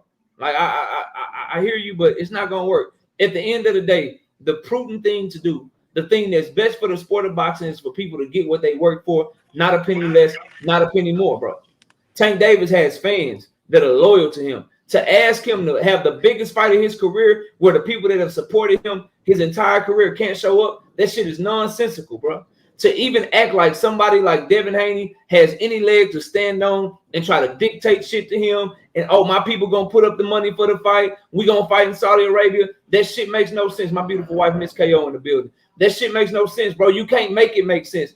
At the end of the day, the proper way to push for this fight is for Tank Davis and Al Haymon to be the ones to make that fight, bro. You can't take that shit away from them to push for. All the numbers that he's done up to this point to mean nothing. To push for all of the pay-per-views that he sold up to this point to mean nothing. It's nonsensical, bro. It doesn't it doesn't mean anything. That's why I said exactly, go over there that's and exactly take the majority of the Saudi pot. Over here. The same work that you've been trying to do. I've been trying to sell over here in America. You've been trying to sell over here in America. I've been trying to be a star in America. You've been trying to be a star in America. I've been trying to build my fan base. You've been trying to build your fan base. So much to the point that everything I done work for, your pops called me the former face of boxing, and he wants you to be the face of boxing. So much that everything I work for, your pops calls me and says that I'm not really the voice of the people. He says you the voice of the people. Y'all want everything that I work for. And then when I beat you at that game, when I'm the one that becomes the star, when I'm the one that becomes the pay-per-view attraction, when I'm the one that has showed that I'm going to sell out no matter who I'm fighting, that I'm going to do better numbers than you. When I've proven all of that, you telling me in my biggest fight that everything I work for, that don't mean nothing. We should both go get paid over here in Saudi. That don't mean It's not nothing. about both getting paid. I just said use your leverage as the superstar to take majority of the pot. You thought your people backing it was going to get you paid? No, you're going to get paid your regular guaranteed, and then we're going to keep it moving. We're going to make this fight. That's how you little boy him. No, Like, you little boy motherfucker by saying no. We going to fight right here. My fans going to be able to show up. I'm going to get this, you going to get that, and we have unlimited earning potential on the back end. Now go sell the fight for the first time in your life. But that in and of itself is spiting your face by cutting off your nose. No, like you're not. Tank has earned this right to get paid as the superstar he is. Ali Turk, bro, he don't deserve to be putting on this fight and having a press conference in Saudi Arabia. PBC don't he deserve it if he's the one paying for it? He ain't the only one that can pay for it, true. He's the only one that's willing to outbid everybody that's willing to pay for it. This ain't a purse bid situation, true. This ain't no purse bid. It doesn't have to. This ain't no purse bid, bro. This ain't no mandatory defense. This ain't no purse bid. What are we talking? Like, this ain't no purse bid. This ain't no, hey, man, the Tank and Devin fight is for all bidders. No, bro. The Tank and Devin fight is going to be on Tank terms. The Tank and Shakur fight going to be on Tank terms. The Tank and Teofimo fight going to be on Tank terms until somebody can go and outsell this man. That's what he has worked for. Just like Shakur has worked to be able to say, nigga, I've accomplished more than Tank Davis. Just so like, when is Tank going to send an offer then, KO? Just like motherfucking, what's the dude name? Lomachenko has worked to say, I have earned more than Tank Davis. I'm more accomplished than Tank Davis. He's worked to be able to tell him, you're going to get your ass out from ESPN, you're going to bring your ass over here. You're going to get your ass out from the zone, you're going to bring your ass over here. Al Haymon going to put on the fight. If they don't want to fight in Saudi Arabia, when is the nigga Tank and them going to send an offer? Because if he don't send an offer, just like his fan base kept on saying, as soon as Devin sit down and talk to him and call Al. Okay, I just have one question. Why he got to call Al Haymon? Why he got to call Al Haymon and the Mexicans didn't? The Mexicans didn't have to call Al Haymon. No, they didn't. They ain't never went live and was like, hey, y'all niggas need to call Al Haymon. Can you help me out? Is Tank Davis, does Tank Davis say he doesn't want to fight in Saudi? Is that what's happening? No, only KO. I'm talking to CB Entertainment right now. He didn't have to because they knew they played. Your guy's the only guy that's trying to act like he a big dog. Because he is a big dog. That's why. He's not. He's a little dog. Yes, he is. Yes, he is. I mean, the guy with the purse strings in boxing is saying he wants Devin Haney. The guy who's talking about the guy just started GTD acting like he a boss. Then as soon as you press up on that nigga like he a boss, what'd he say? Call Al Haymon or call somebody else. That shit sounds good, but the numbers don't agree with you. But hold up a second. So here's the Right. The issue How though you the is big dog and you want everything Tank got?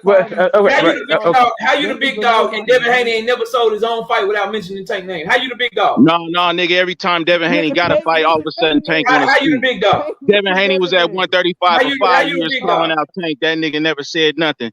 Tank waited till that nigga outweighed the Tank when he already had a fight with JoJo Diaz? Oh, you mean with Tank? That what you talking about?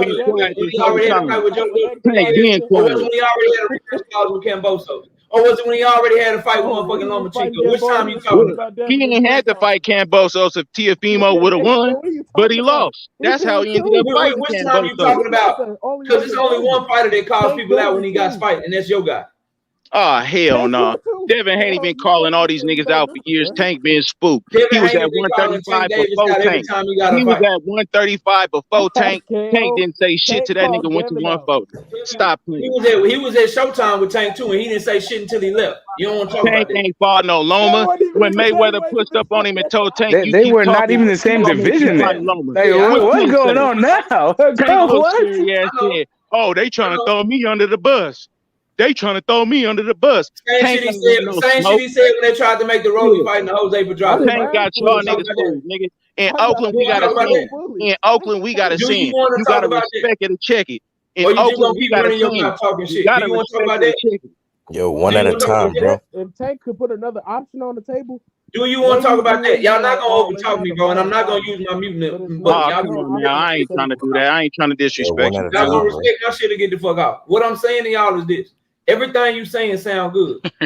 Tank said that shit about Rolly too. He also said that shit about Jose Pedraza. So that shit don't work over here, homeboy. At the end of the day, talking about Tank is calling out Devin when he got motherfucking fights lined up and shit. That's not Tank to do that shit. That's Devin to do that shit. No. Bro, can I get in? I know you guys are having a spirited back and forth.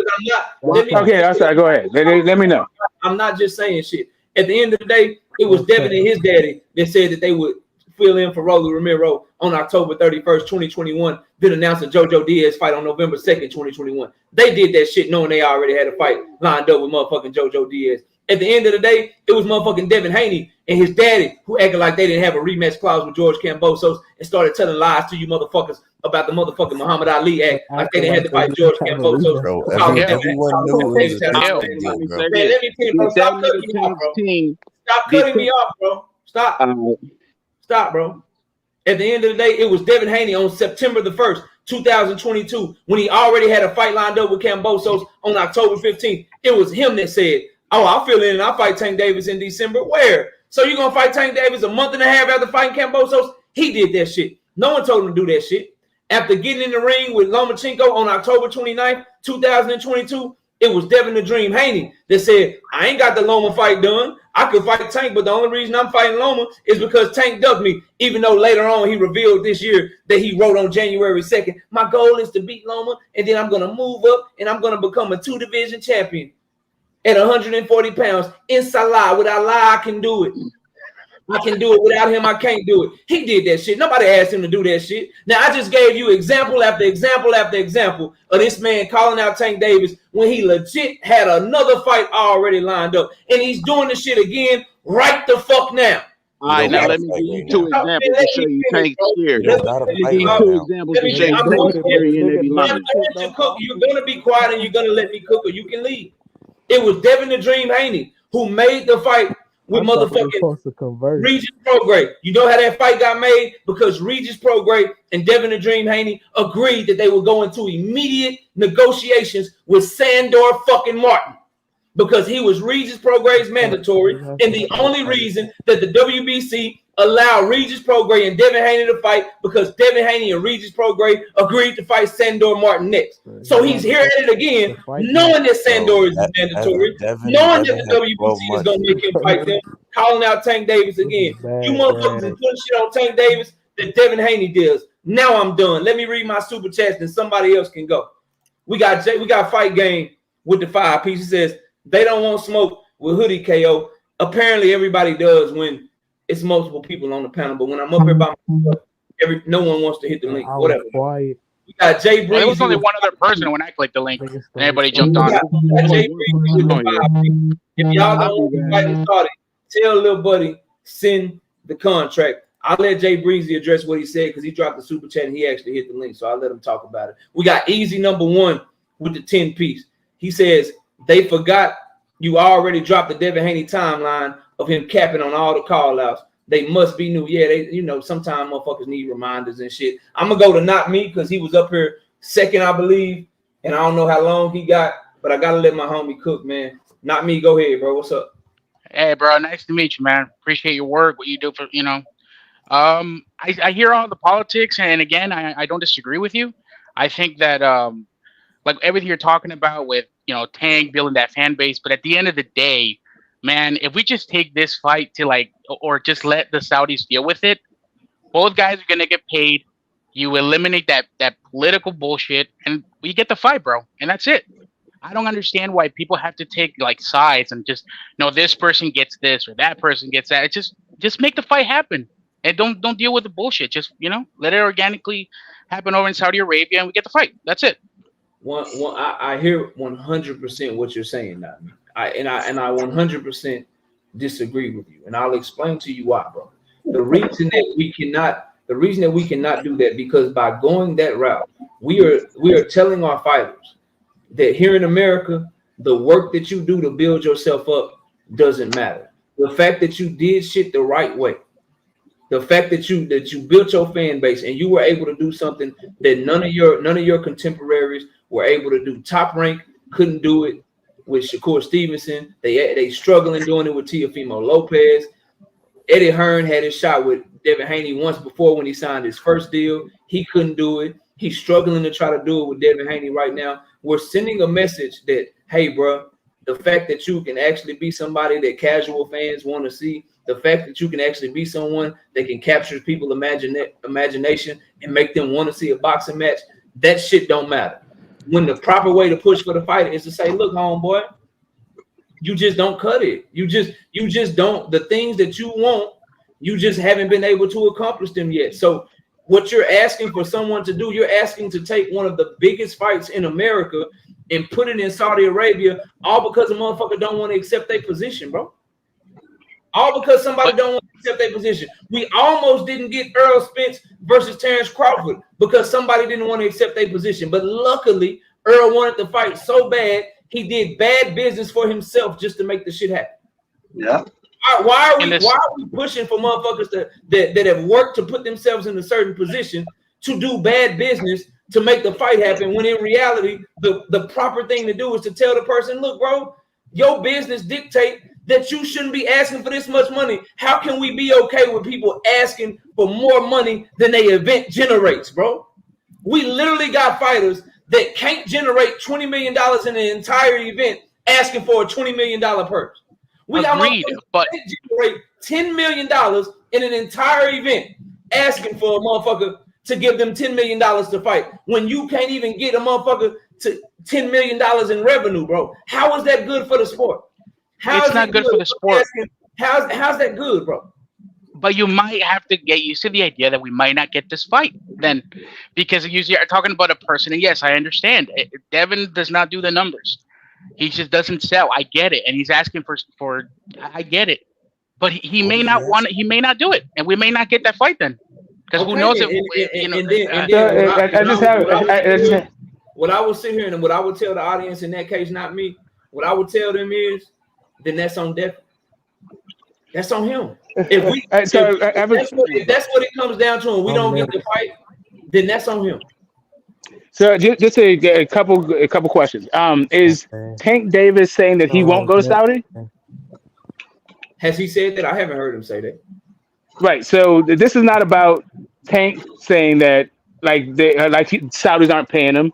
No. This is more about people talking about their getting their market leverage, right? Like what they worked for and the perks that ought to come from a career versus built up of market share.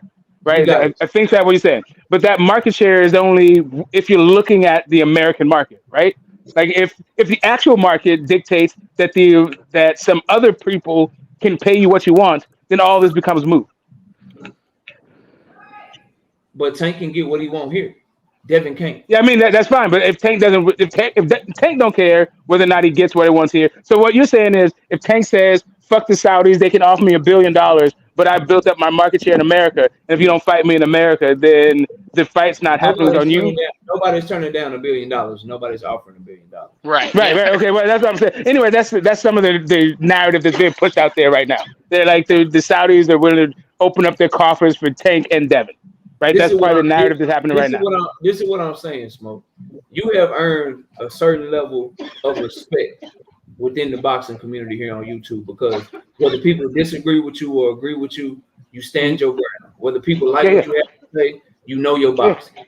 So you've earned that. And anyone that tries to take that away from you because they haven't earned that is a bullshit ass person, and we need to tell them to get their shit together.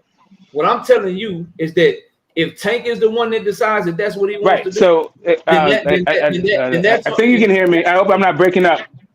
You are a little bit. What I'm saying is, what if? Then that's on him. But to say that that's something that he gotta do to make the fight, man, you gotta be out your rabbit ass mind, bro. So I don't ever have to go anywhere but YouTube, right? But I also know that there's a boxing community on Twitter. There's one on Clubhouse. And so just because I laid my bones here in the YTBC doesn't necessarily mean that I have the same kind of cachet on Facebook, right? And it seems like that's what's happening. And we're saying that, nah, fuck Facebook. You did all your shit over in YTBC, and that's where the fight. And I understand H-side shit. If we want to get fights and, you're willing to take the short end of the stick and big fights and all that stuff. Like, to me, everything about Tank being an A-side is earned by Tank. Right, but then you're talking about the marketability of the fight. Let me ask you this, Smoke. Yeah, go ahead. What happens to boxing if Floyd don't take that Oscar fight? What happens to Floyd if he didn't take the Oscar? What I'm saying is, Smoke, is you kind of a historian in this shit. Like you understand boxing going further back than even me. Why are we trying to change the rules all of a sudden, bro? You said the industry was changing, KO, as well, so maybe that, The industry is changing, but it's not that. The industry is changing, y'all, but the business side of they're all still working for the same thing. Like, yeah, the industry is changing, but everybody still want to be the face of boxing. Everybody still want to be a star. Everybody still want to fight on pay-per-view. Okay, can I ask you a question? Like all of them. Right, but people just want to get paid. Yeah, at the end of the day, that's what it's all about, money. To me, that's the problem, y'all. Like, when you just want to get paid and you haven't earned that pay that you just want to get, again, I understand business, bro. And Smoke, I know you used to earn a business. We literally have people, bro, that are asking for more money than their events are generating, bro. Okay, so let's take one step back. Take one step back with me, KO. Do you agree that every fight has its own economy? Yeah, I agree with that. Right, so like whatever the hell Ryan Garcia did before or after Tank Davis is not necessarily what Ryan Garcia's value is when he fights Tank Davis. 100%. Nobody's. And the same goes to Tank Davis when he's fighting Ryan Garcia. Whatever he fights before or after that has no bearing on what he's able to do with Ryan Garcia. No, 100%. No. Right, so that's it. So what we're talking about really is not necessarily somebody's history or what they can do besides that person. It's what they can generate together. Yes, and Devin and Tank can generate a lot of money together. It's not gonna do more than Ryan. They can generate. The question, right? So yeah, it does more than Ryan. And what I'm telling y'all is, by putting that shit in Saudi Arabia, that fight has a chance to fucking lose money, and it has no business losing money for the sport of boxing. How would it gain money over here if it's not gonna sell as good? It could lose money if they overpay them motherfuckers, and that's not good for the sport. It's damn sure not. We all Americans, y'all. How the fuck, bro? Somebody put a link. It's 211 motherfuckers in here, bro. It's 211 of y'all in the chat. Somebody in the chat, go put a link in my chat and show me somebody over in Saudi Arabia that's talking this Tank and Devin shit.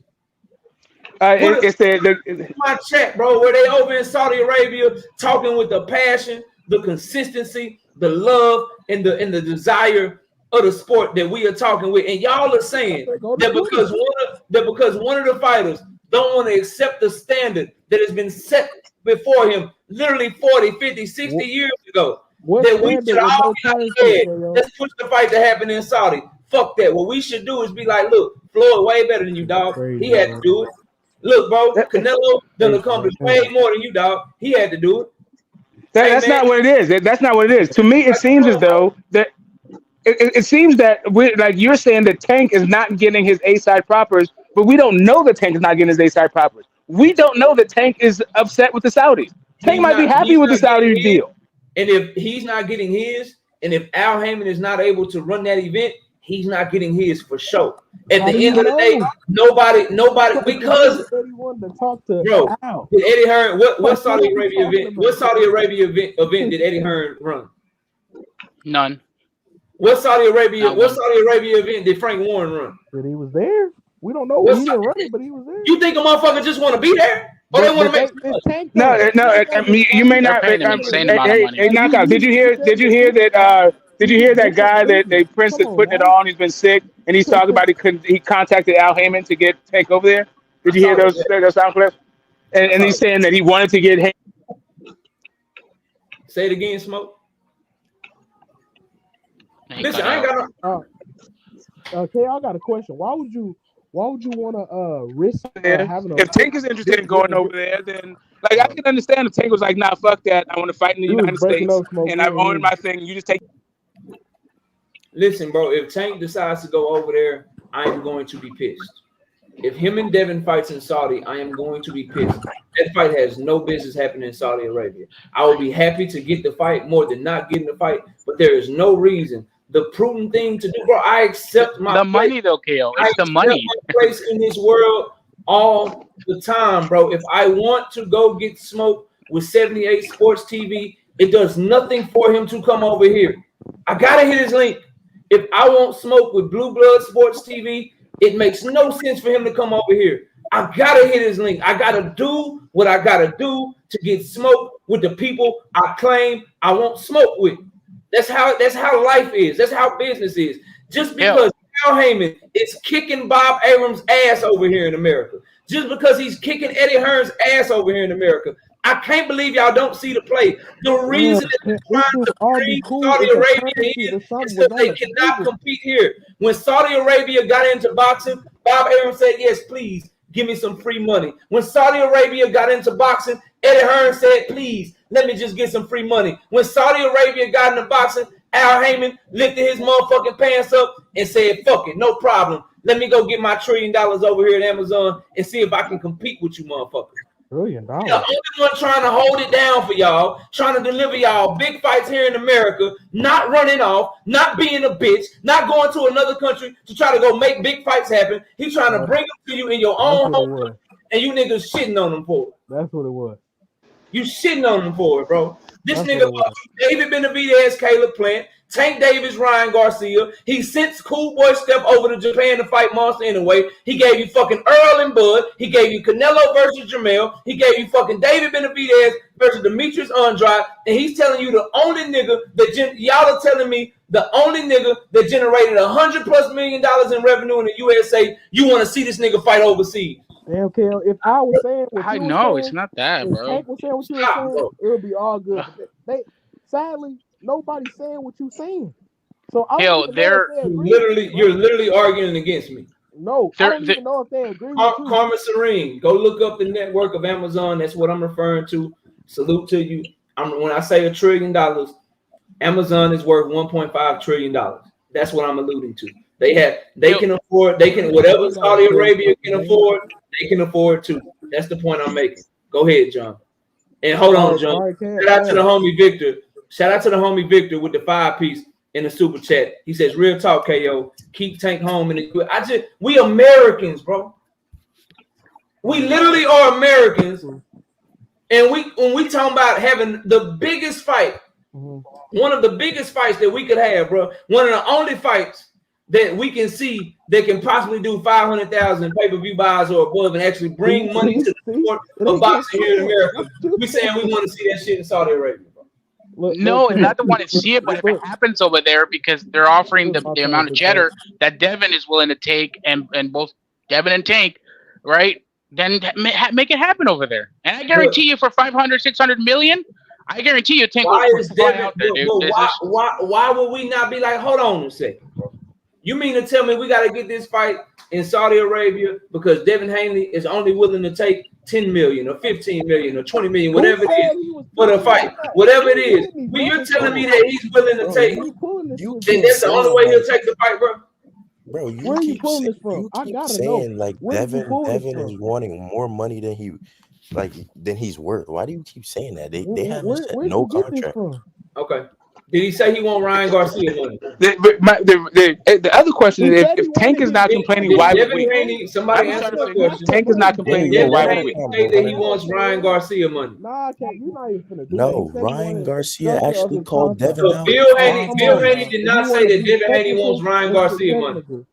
He didn't say that. Well, they weren't interested. Okay, now Ryan. he wants Ryan Garcia money. How much did Ryan Garcia make to fight Tank Davis? He did not ask for 30 million, KO. We're not even finna do that.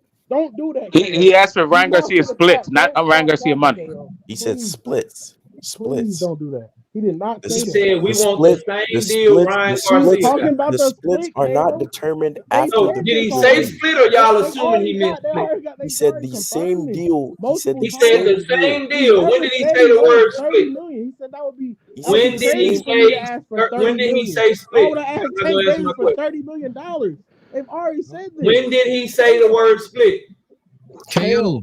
Go to 7-8. The 30 million wasn't guaranteed. You're playing semantics. He want the same deal or the same for split? a long period of time. But he said this on his interviews multiple times. Just go back. Did he say he wants the same deal or the same split? KO, 30 million was not in the deal, bro. Which one was? Only the split was in the deal, great brother. What are you talking about? 30 million wasn't in the deal. It wasn't in the deal. There was a guarantee and there was a split in the deal. He never asked for 30 million, KO. What he asked for the same deal, yes or no? Yes, not the money. Okay, so the same deal isn't the same money? No. Okay.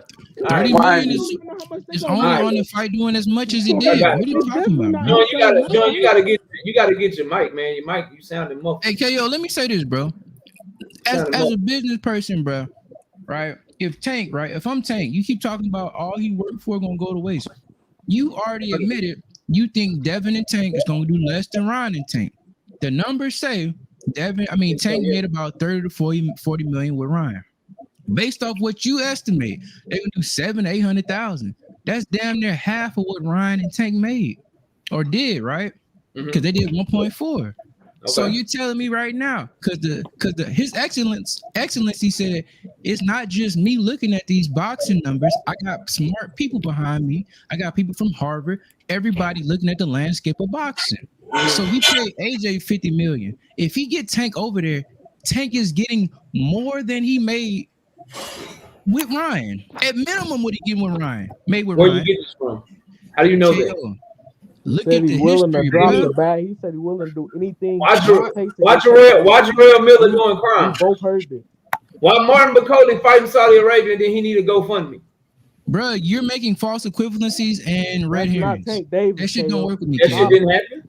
That shit don't work with me. That shit didn't happen? Why is that happening? You're deflecting, when did he say what he was willing to give Tank? You're deflecting, KO. When did he say what he is willing to give Tank Davis? Bro, all the A sides for those big events get 50 million. When did he say what he was giving Tank?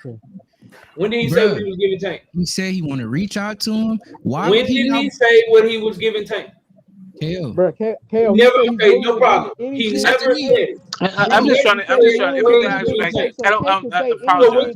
But I'm trying to get clarity on KO's point. KO, if Tank Davis is happy with whatever the hell the Saudis give him, and Devin Haney is also happy with whatever the Saudis give him, are you somehow dissatisfied with the fact that the Saudis happen to change the market so the A side, B side may not matter? 100%. 100%. So you just want Devin to get peanuts while Tank gets oil. That's what I just wanted to make sure that because I'm not understanding really where KO's coming from because I really haven't heard Tank verbalize what he seems to be talking about. What's the point of I just want to make sure I understand where he's coming from. What is the point of you, me, people that go to fights, people that support fights, people that buy merchandise. I don't know if you're on mute. What's the point of us if they tell us that? What's the point of us if they tell us our dollar don't matter? KO, I'll find it funny, bro. Once we get past the money talk, you talk someone answer my question. What about the fans after the money? What is the point of us? What is the point of us going to fights, spending money to go to fights, spending money to buy pay-per-views, spending money to support fighters, spending money to buy merchandise? What is the point of us doing that if it means nothing? KO, how many fights you went to last year? Bro. How many fights you went to so you're saying that because of the Smoke, stop. Right. So no, answer the question. Don't ask me a question without answering mine. All right. So I'm sorry. Restate, because I'm thinking what you're talking about is loss leaders to break to get market share, which happens all the time, especially when you're doing market disruption. Tell me. No, I need somebody to answer my question, bro. Like, ain't nobody answer my question. Repeat the question again. What is the point of us buying tickets, buying merchandise, going to fights, buying pay-per-views?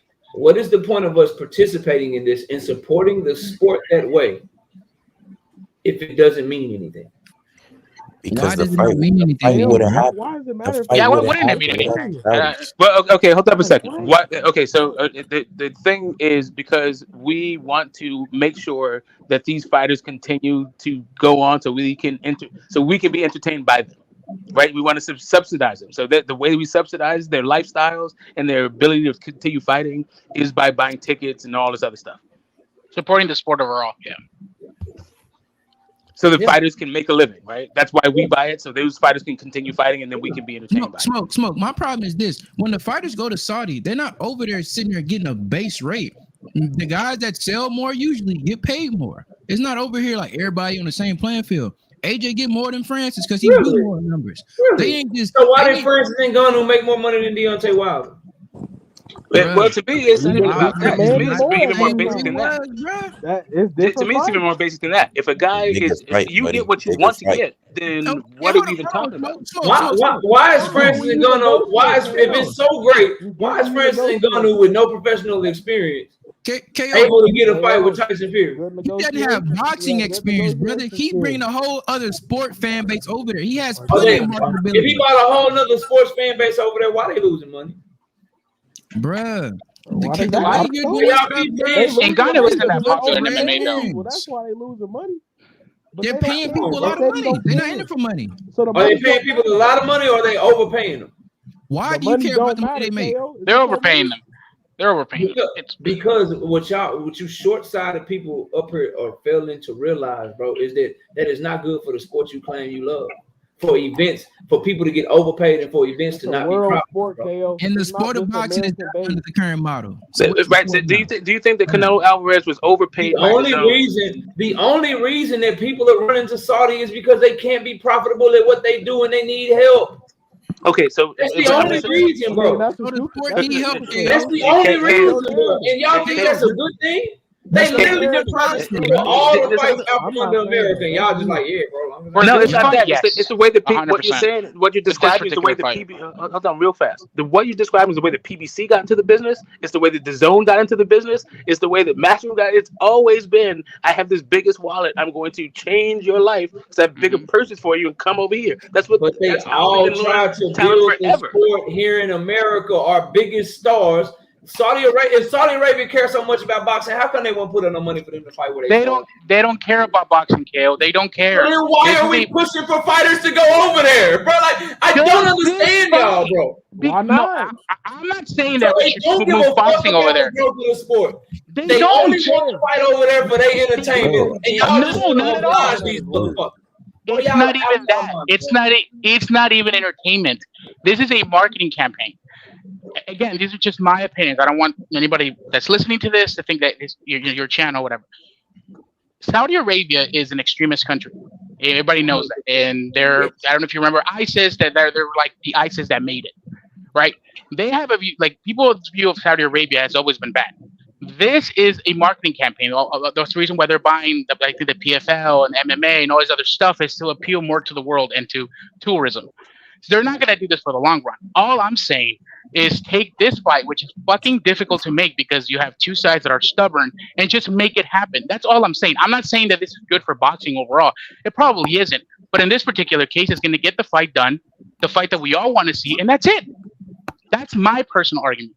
That's all I got you. My thing is that's not the only way to get the fight done. There's a more reasonable, more logical way to get the fight done, but no one wants to accept it. Everybody don't deserve what the fuck they asked for, bro. Everybody don't deserve a reasonable and logical way if it's nothing on the table. Everybody don't deserve that shit, man. Y'all trying to get like Francis and Ngannou don't deserve this shit, bro. Bro, he doesn't. He doesn't. He's not even a draw. He's not even a draw in the UFC. Ain't nothing that you can say. Ain't nothing you can say. Now you know deserve got nothing to do when it comes to Tank Davis done did. That shows you 100% smoke. Come on, man. We talk about the entrepreneurial, not about the entrepreneur and the way the American business works. Deserve got nothing to do. Bugging, bro. Motherfuckers is getting paid more than what they can generate, and y'all like, yeah, just make it happen. Motherfuckers is literally in the sport for entertainment and to just try to market some shit. And y'all want them to just take all your fights away from right. You motherfuckers y'all want to watch Tank versus Devin at 2 p.m. while fucking Texas is playing against LSU. Like I said, if Pete's not getting it, college football games come on late too. What are you talking about, brother? Colorado plays at 11 p.m. When it's a big fight, when it's a big fight, this shit get popped. Didn't Tank and Ryan get a 50-50 split? No. No. What was the split? No. Wasn't it 60-40 or something like that? Hold on, bro. Hold on. Let me say this. Let me say this one thing, bro. What's the up, issue Dr. right now in boxing, bro, from what I've seen, and y'all correct me if I'm wrong. A lot of these fighters are scared to let go of their zero because when they lose, their market value go down. Right? No, but if that's not the problem in boxing. The problem in boxing is a lot of these fighters have egos that they shouldn't have. If you are in a position of a Devin Haney, Shakur Stevenson, or a Teofimo, you run around this bitch calling yourself the man. You run around this bitch calling yourself the star. In the case of Shakur Stevenson, nigga, you fighting on Thursday. How is he not the man? In the case of Teofimo Lopez, they can't even put your ass in a big building at the motherfucking Madison Square Garden. You still fighting in the 6,000 fucking selling out arenas. Why are you acting like you the man? In the case of Devin Haney, your events is flopping and you ain't selling like you think you selling. Why y'all running around arenas, like this like you Floyd Mayweather, bro? Why you running around this bitch acting like you Manny Pacquiao, bro? Why you running around this bitch acting like you Canelo Alvarez, bro? Why? You haven't earned that shit. Event was a huge success. You haven't earned that shit, bro. The issue is with you, bro. The actual boxing accomplishments are not respected enough. So we have people that actually respect them will pay the fighters that actually put in the work. Bro, no, y'all want that. You motherfuckers want their accomplishments to mean that they the man. Marvelous Marvin Hagler was a fucking beast, and he did so much at middleweight. But he had to do what he had to do to fight Ray Leonard. And Ray Leonard hadn't fought in like 3 or 4 years. Yeah, but he wasn't trying to wait during him either. Because he had a certain place, but he wanted that fight and he accepted his place and he made that shit happen. Floyd Mayweather, fucking Oscar De La Hoya can't hold a candle to Floyd, bro. Everyone knows Floyd had to accept his motherfucking place, bro. Everyone knows. Y'all are trying to rewrite rules and change rules and render what people have worked for obsolete. But when it's Devin Haney, we don't allow that shit. You keep we don't allow that shit, bro. Keep saying his event flopped. The pro grade fight was a huge success. What are you talking about? You don't care about boxing legacy. All you care about is money defending Tank. That's what it seemed like. If the fight was not on pay-per-view, that would have been the. Did you just say that David and Regis pro grade was a huge success? That was the Zone's biggest success of the year. It was what? The Zone's biggest success of the year. That ain't saying shit. The Zone that was trash.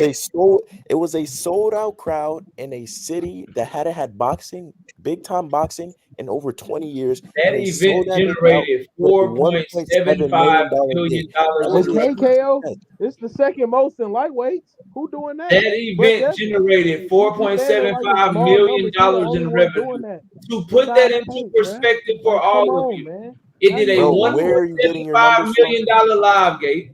and it sold. Who else doing that but Devin? Worth of pay-per-views. You can't name nobody else doing that. Tank Davis and Hector Garcia did $5 million in the live gate alone. How the fuck is that a success? Besides Tank, John Jackson, bro, you gotta fix your mic, bro. Numbers to Tank Davis. John, fix your mic, bro. It's low. It's real low. How is a flop a success, bro? Make that make sense. How do you flop and be successful at the same time? If that fight was not on pay-per-view, it would have been a huge success. Like it was a huge success. If it was not on pay-per-view, it would have been a huge success. It was, but it was on pay-per-view. Sold out crowd, $1.7 million gate, and you mean that was the $1.7 million gate is not a success when each fighter is making $1.5 million guaranteed. The event didn't even cover what the fighters was making. How is that a success? How do you grade success, bro? I don't grade it the same. I don't know what y'all be doing. I mean, when what's the point? They were expecting You're paying fighters $3 million, and the event generates $1.75 million. How the fuck is that successful? Hold up a second. What's your point? Everybody knows. Hold on. Let me jump in real quick. Hold on. Let me jump in real quick. Everybody knows Tank is the A side. What is the point of this conversation? Forget all. If I have a debate series and I put up $10,000 for a fucking debate series, but I only make $5,000, is the shit a success? Well, if you only make $5,000, hold up a second. If you only make hold up a second. If you only make $5,000 in super chats, maybe. But then if you make more in whatever AdSense you get or whatever T-shirt sales you have, and then you didn't even got to the pay-per-view yet. Like, really, what are we talking about? You just talking about ticket sales. This dude, he didn't add the pay-per-view. He didn't even add the... I did. If you add the... No, 1.7 was just ticket sales. 1.7 was the revenue of the tickets of the live gate. Yes, and they did $3 million in revenue with pay-per-views because they sold 50,000 pay-per-views. Oh, now we know how that the pay-per-view revenue was. Okay, anyway. 100%. Unless here's what I'm telling you. As a person who's there, that you're calling L-Dub boxing a lie.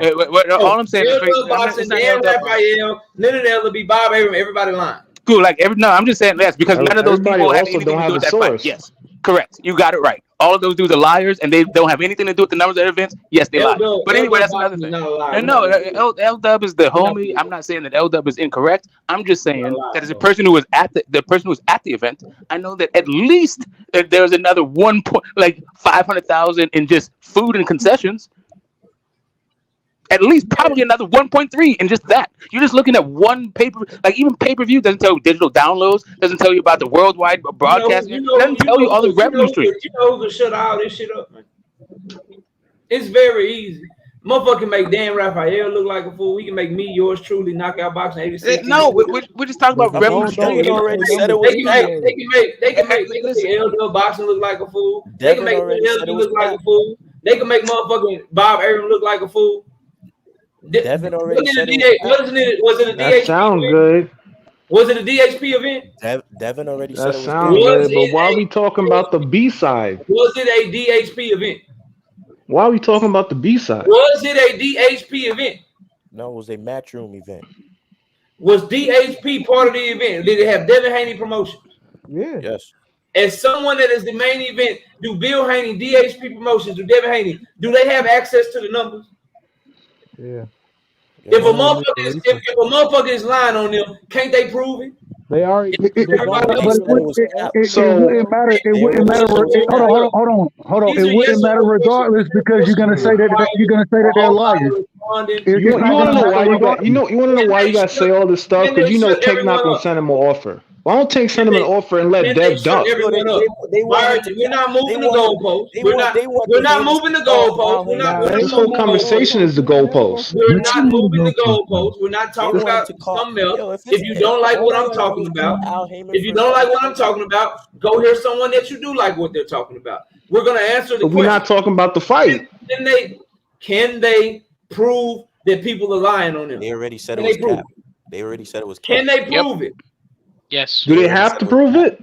100% when you a lying ass nigga, yeah. No matter what. Why would you have to prove it? Even if they try to prove it, you're gonna say they liars regardless. That's what I'm saying. Does Tank prove it when Rick Glazier says he sold 50,000? Right side, you just tried me. Right side, hold on. Right side, my homie came up here and he just tried me. Hold on.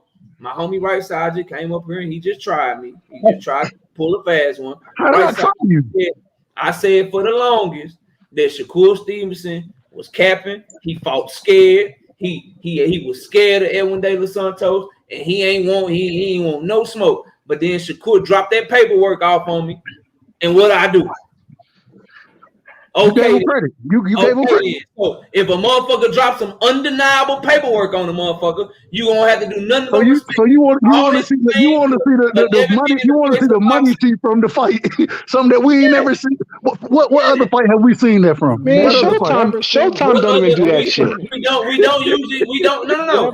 You're right. You're right. Right side. We 100% don't see that. But you know what? We also don't see. We don't see motherfuckers in 1 week saying this nigga over here was asking for $4 million.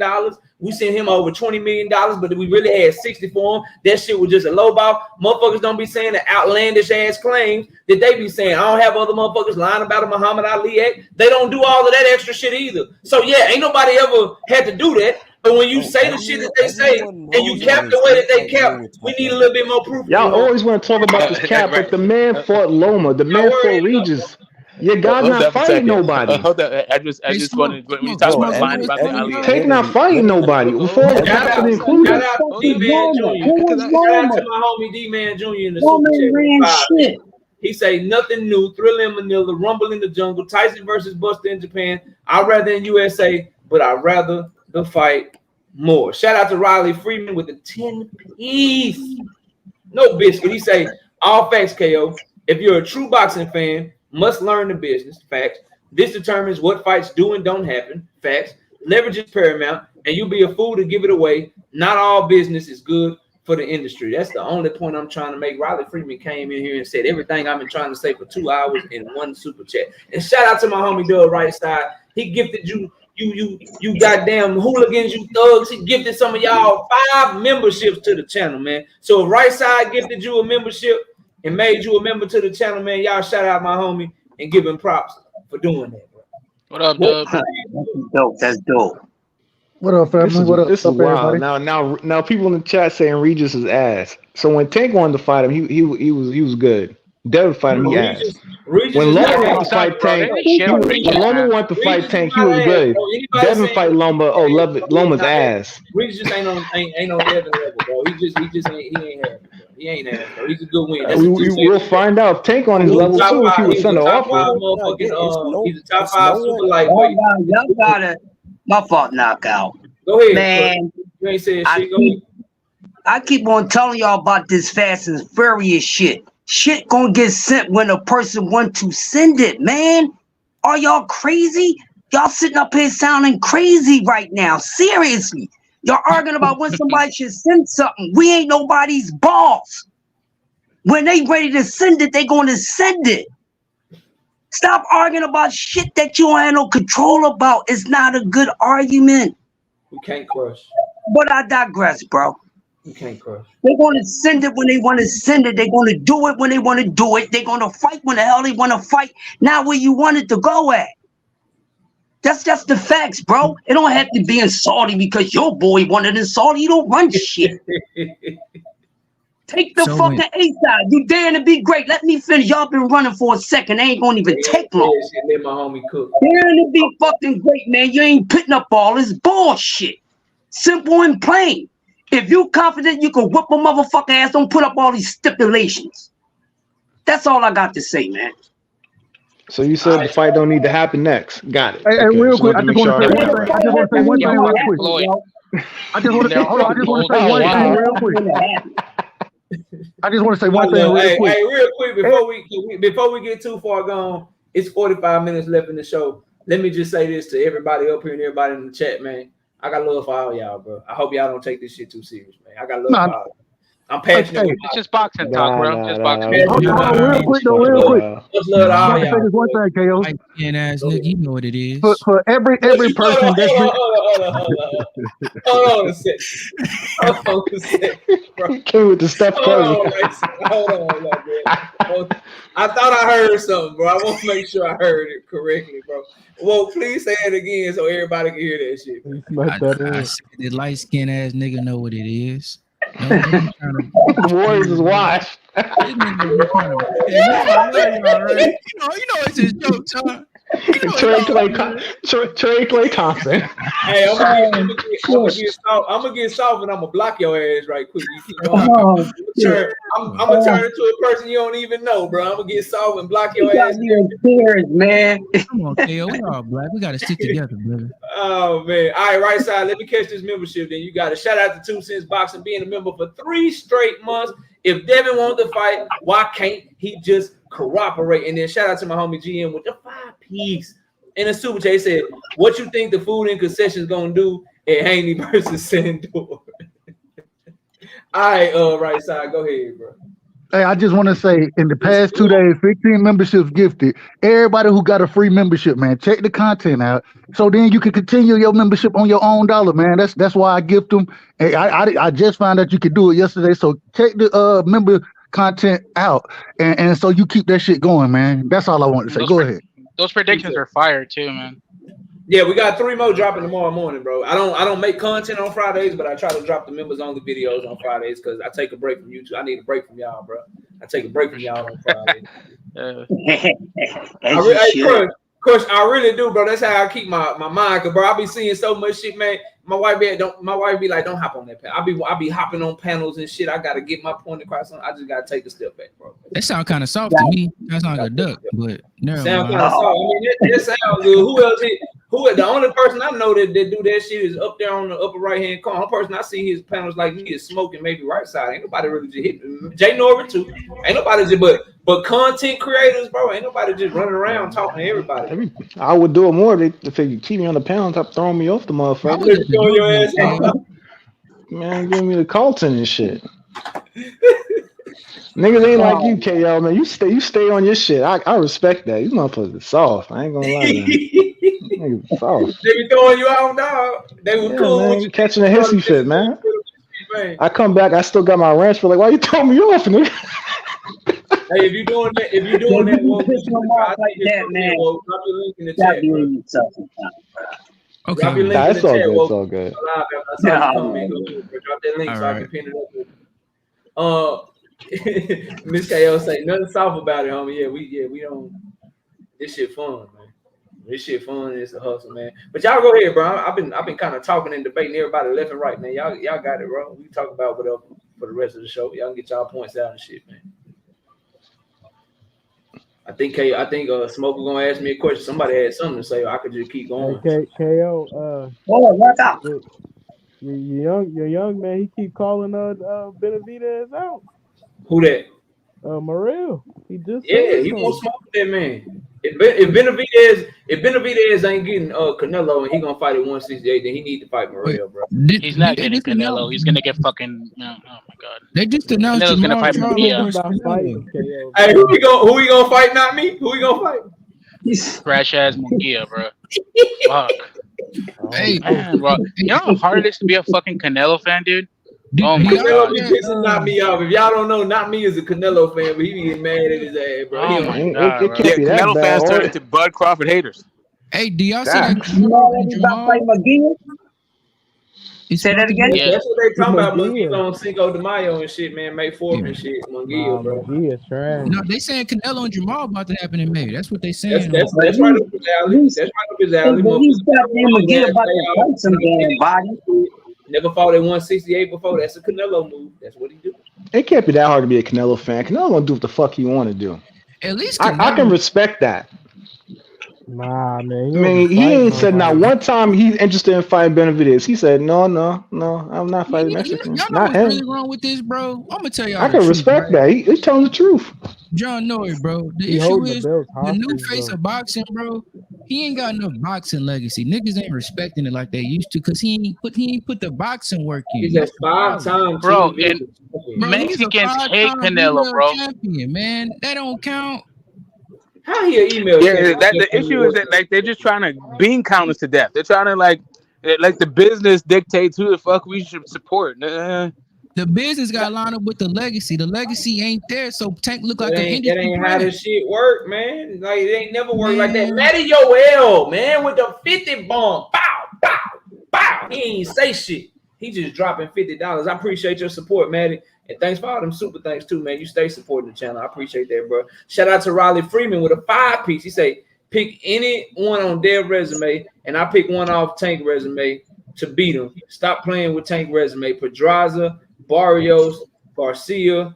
I think he mean Ryan, or I don't know if he mean Hector. Leo, and still sub 30 bouts. Stop it. Man, Lomachenko beat all their ass. Loma was that true? Who's that? Loma in his prime, it depends on the weight class. See, because Loma don't look the same at 135. Like 140, Man, I don't know how he look. This is a fantasy fight. But does Loma beat Ryan Garcia? Yes. Does he beat Leo Santa Cruz? Yes. Barrio Pedraza, he beat Pedraza already, so he's on his resume too.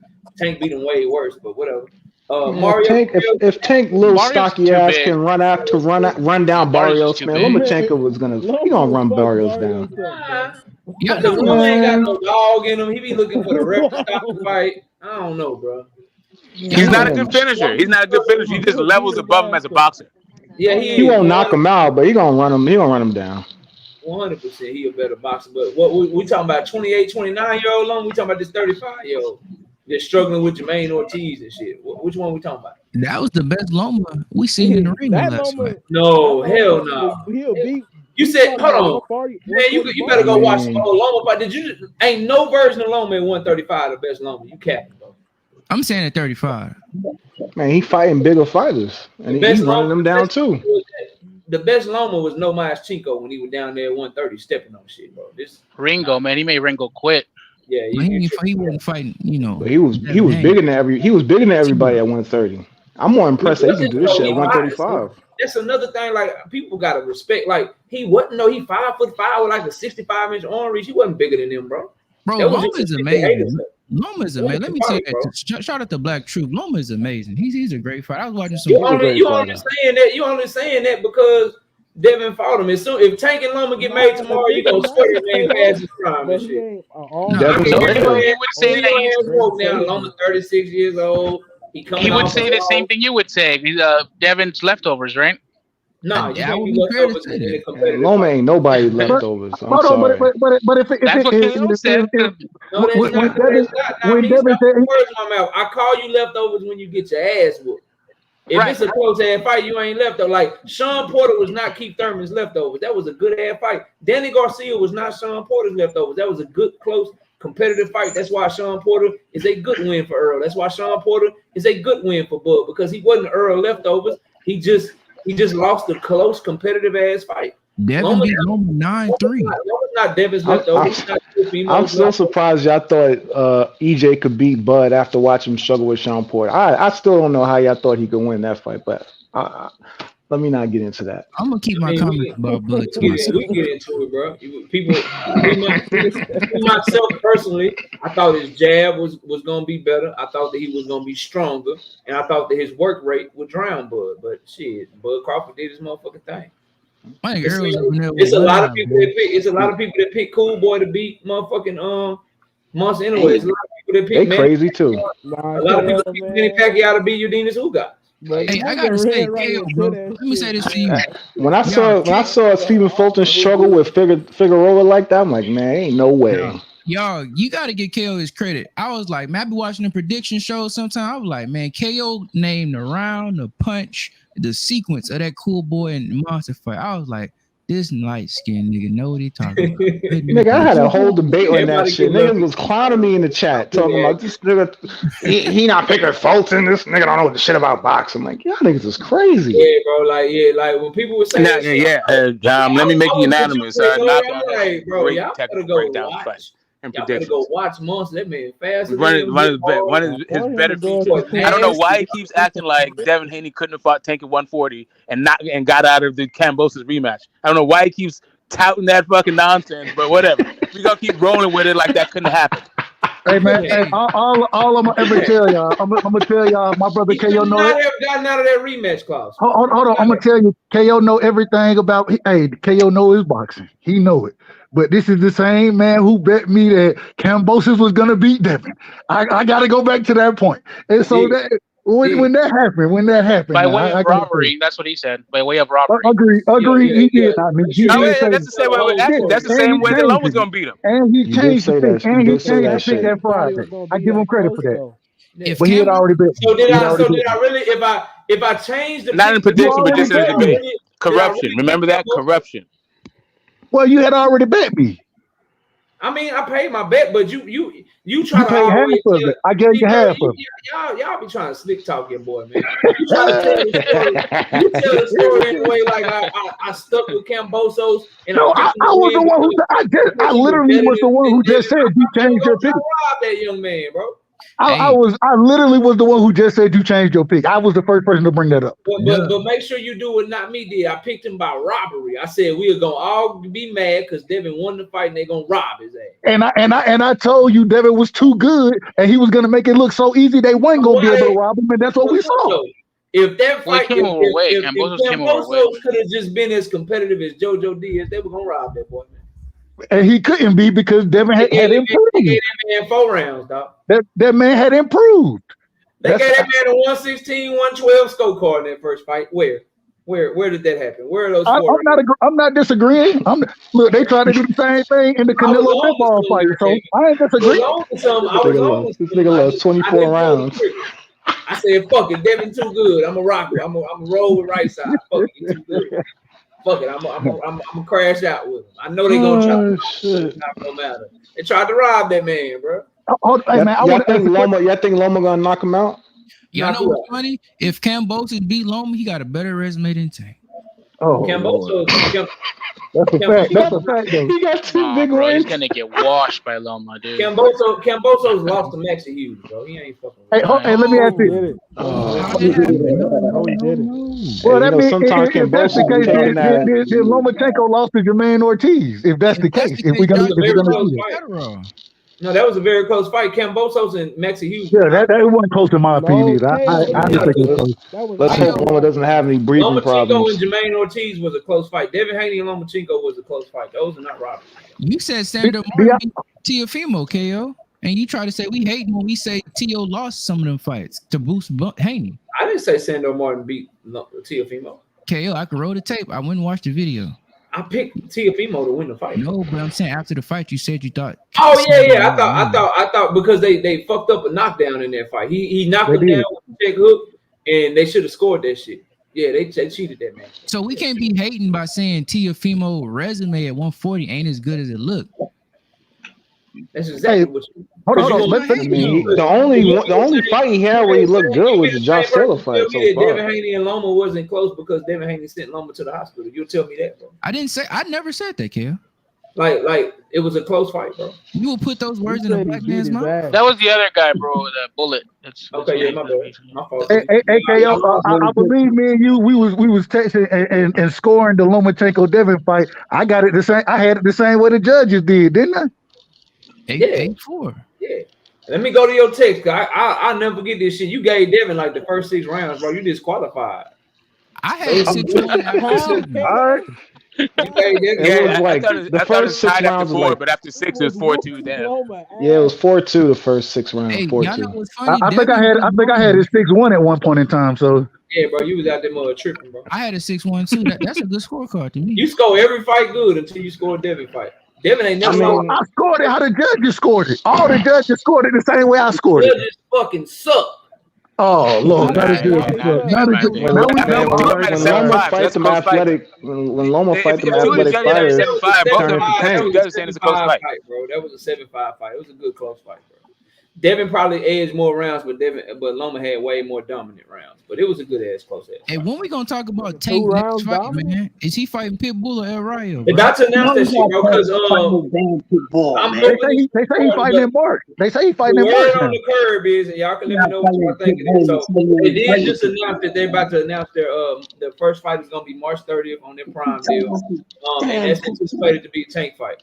Because it's gonna be on pay-per-view, and if you look at the fighters that they have on pay-per-view, you know it's not Earl and Bud. Earl just had surgery. You know Canelo is May 4th all day. He's Cinco de Mayo, so you know he ain't fighting March 30th. So if you look at what Tank been putting out, you know he put out the little promos and shit. Started reposting shit from last year when he was about to fight Ryan. So he's showing pictures of himself in the gym and shit like that. So They about to announce something soon. I wouldn't be shocked. Usually, if you look at the track record of PBC, when they give Dan Raphael stories and shit.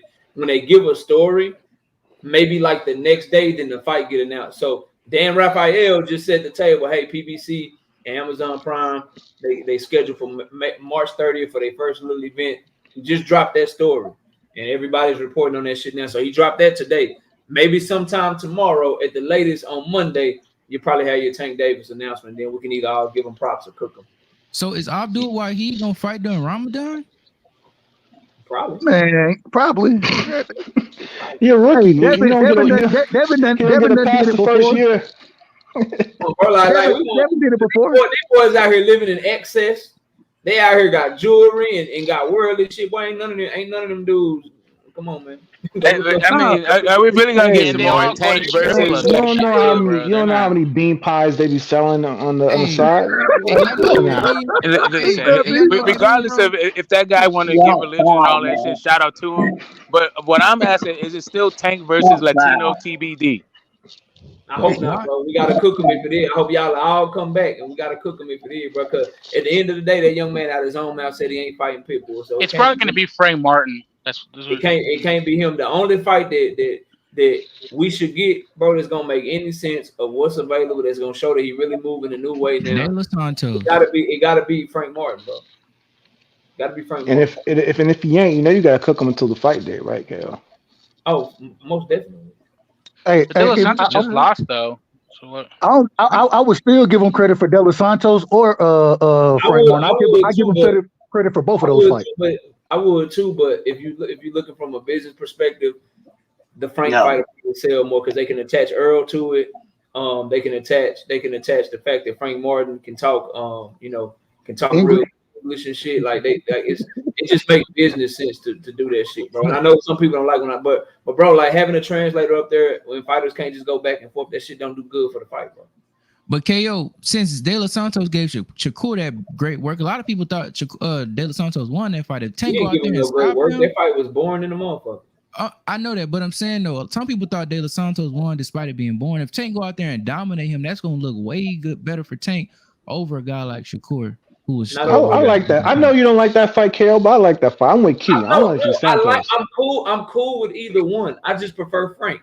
I think he's a bigger name in the sport of boxing. I think he's beating better competition with Michelle Rivera. And the dude that he just fought that's an Olympian that was kind of tough, where people like, I don't know if you got that, Frank. Where Frank was like looking good in spurts, but that dude was working the whole time. That dude was a former Olympian. That dude can fight too. So I think Frank got a better resume than Edwin. He ain't never lost before. Edwin lost back on the showbox card to William Foster. Did y'all see what Henry LeBron just did to William Foster? He fucked William Foster up. Yeah, that was so undefeated, bigger name, speaks English well from the same places as Tank in terms of the culture and shit. That's something that they can sell, and it'll be a good test to see how Tank does with a black fighter before you get ready to put him in there with somebody like Devin, put him in there with somebody like Shakur and shit. There we go. Hey, get prepared for them switch fighters. Not only a testing like skills and shit, but a testing the market and shit to see how he can sell with another black fighter. Agree. Not to mention Tank fought in April. I think Frank fought in July, right? But get that payday to Gary Russell. Chill. No, I don't want to. Oh, hell no, bro. Not Mr. Gary. We ain't gonna cook him. He a coach. I don't give a fuck if it's Gary Russell. I don't care if it's Raymond Ford. Tank Davis ain't got no business fighting a dude coming up from featherweight, bro. So we don't support Americans no more? A dude in his mid-30s coming off of a shoulder injury, bro. No. KO, I thought we were supporting America. I thought we was USA. But Mr. Gary done been out the ring for the last 2 years. American, bro. Dub, you know I'm just. You just know you gonna have to, you want to do anything not to give Tank Davis his credit. I get it, and you know. No. You know, with Frank Martin, you can't say shit, woke. So Gary Russell, you can cook his ass. I know. I hope it is Frank. Martin, because that fight too dangerous for Tank. He might lose. That's why I don't want it. Be honest with you. You don't believe that? You won't bet me You won't bet me 500 push-ups on it right now. The fight. I'm gonna warn y'all right now though. That Frank fight, that shit might be ugly. Pause. Hey man, that shit might be ugly. That ain't too bad. It's two southpaws. Gary Russell's last fight was January 2022. Ain't nobody trying to see that shit, bro. Yeah, he ain't fought in 2 years, bro. Like I ain't trying. Yeah, that man last fight was January 2022, bro. Ain't nobody trying to see Tank that gonna be shit, dragging him up. That ain't right, man. Y'all gonna talk bad about Tank if he do that, man. Y'all ain't right. Y'all trying to set him up, bro. Hold on. Now let me ask you. I wouldn't put it past Floyd to do some shit like that. Floyd ain't Tank. Y'all gotta stop that shit, bro. Floyd is not Tank promoter no more, dog. Y'all gotta stop that shit. Tank, I need you, Tank. KO. We're gonna bring Russell up, and it's gonna be a big fight. Nah, bro, you can stay at home. Bullshit fight, bro. Tank, Hey, hold on. Real quick. Show y'all what to do with a motherfucking southpaw, bro. Y'all gonna see. I want to ask the panel real quick.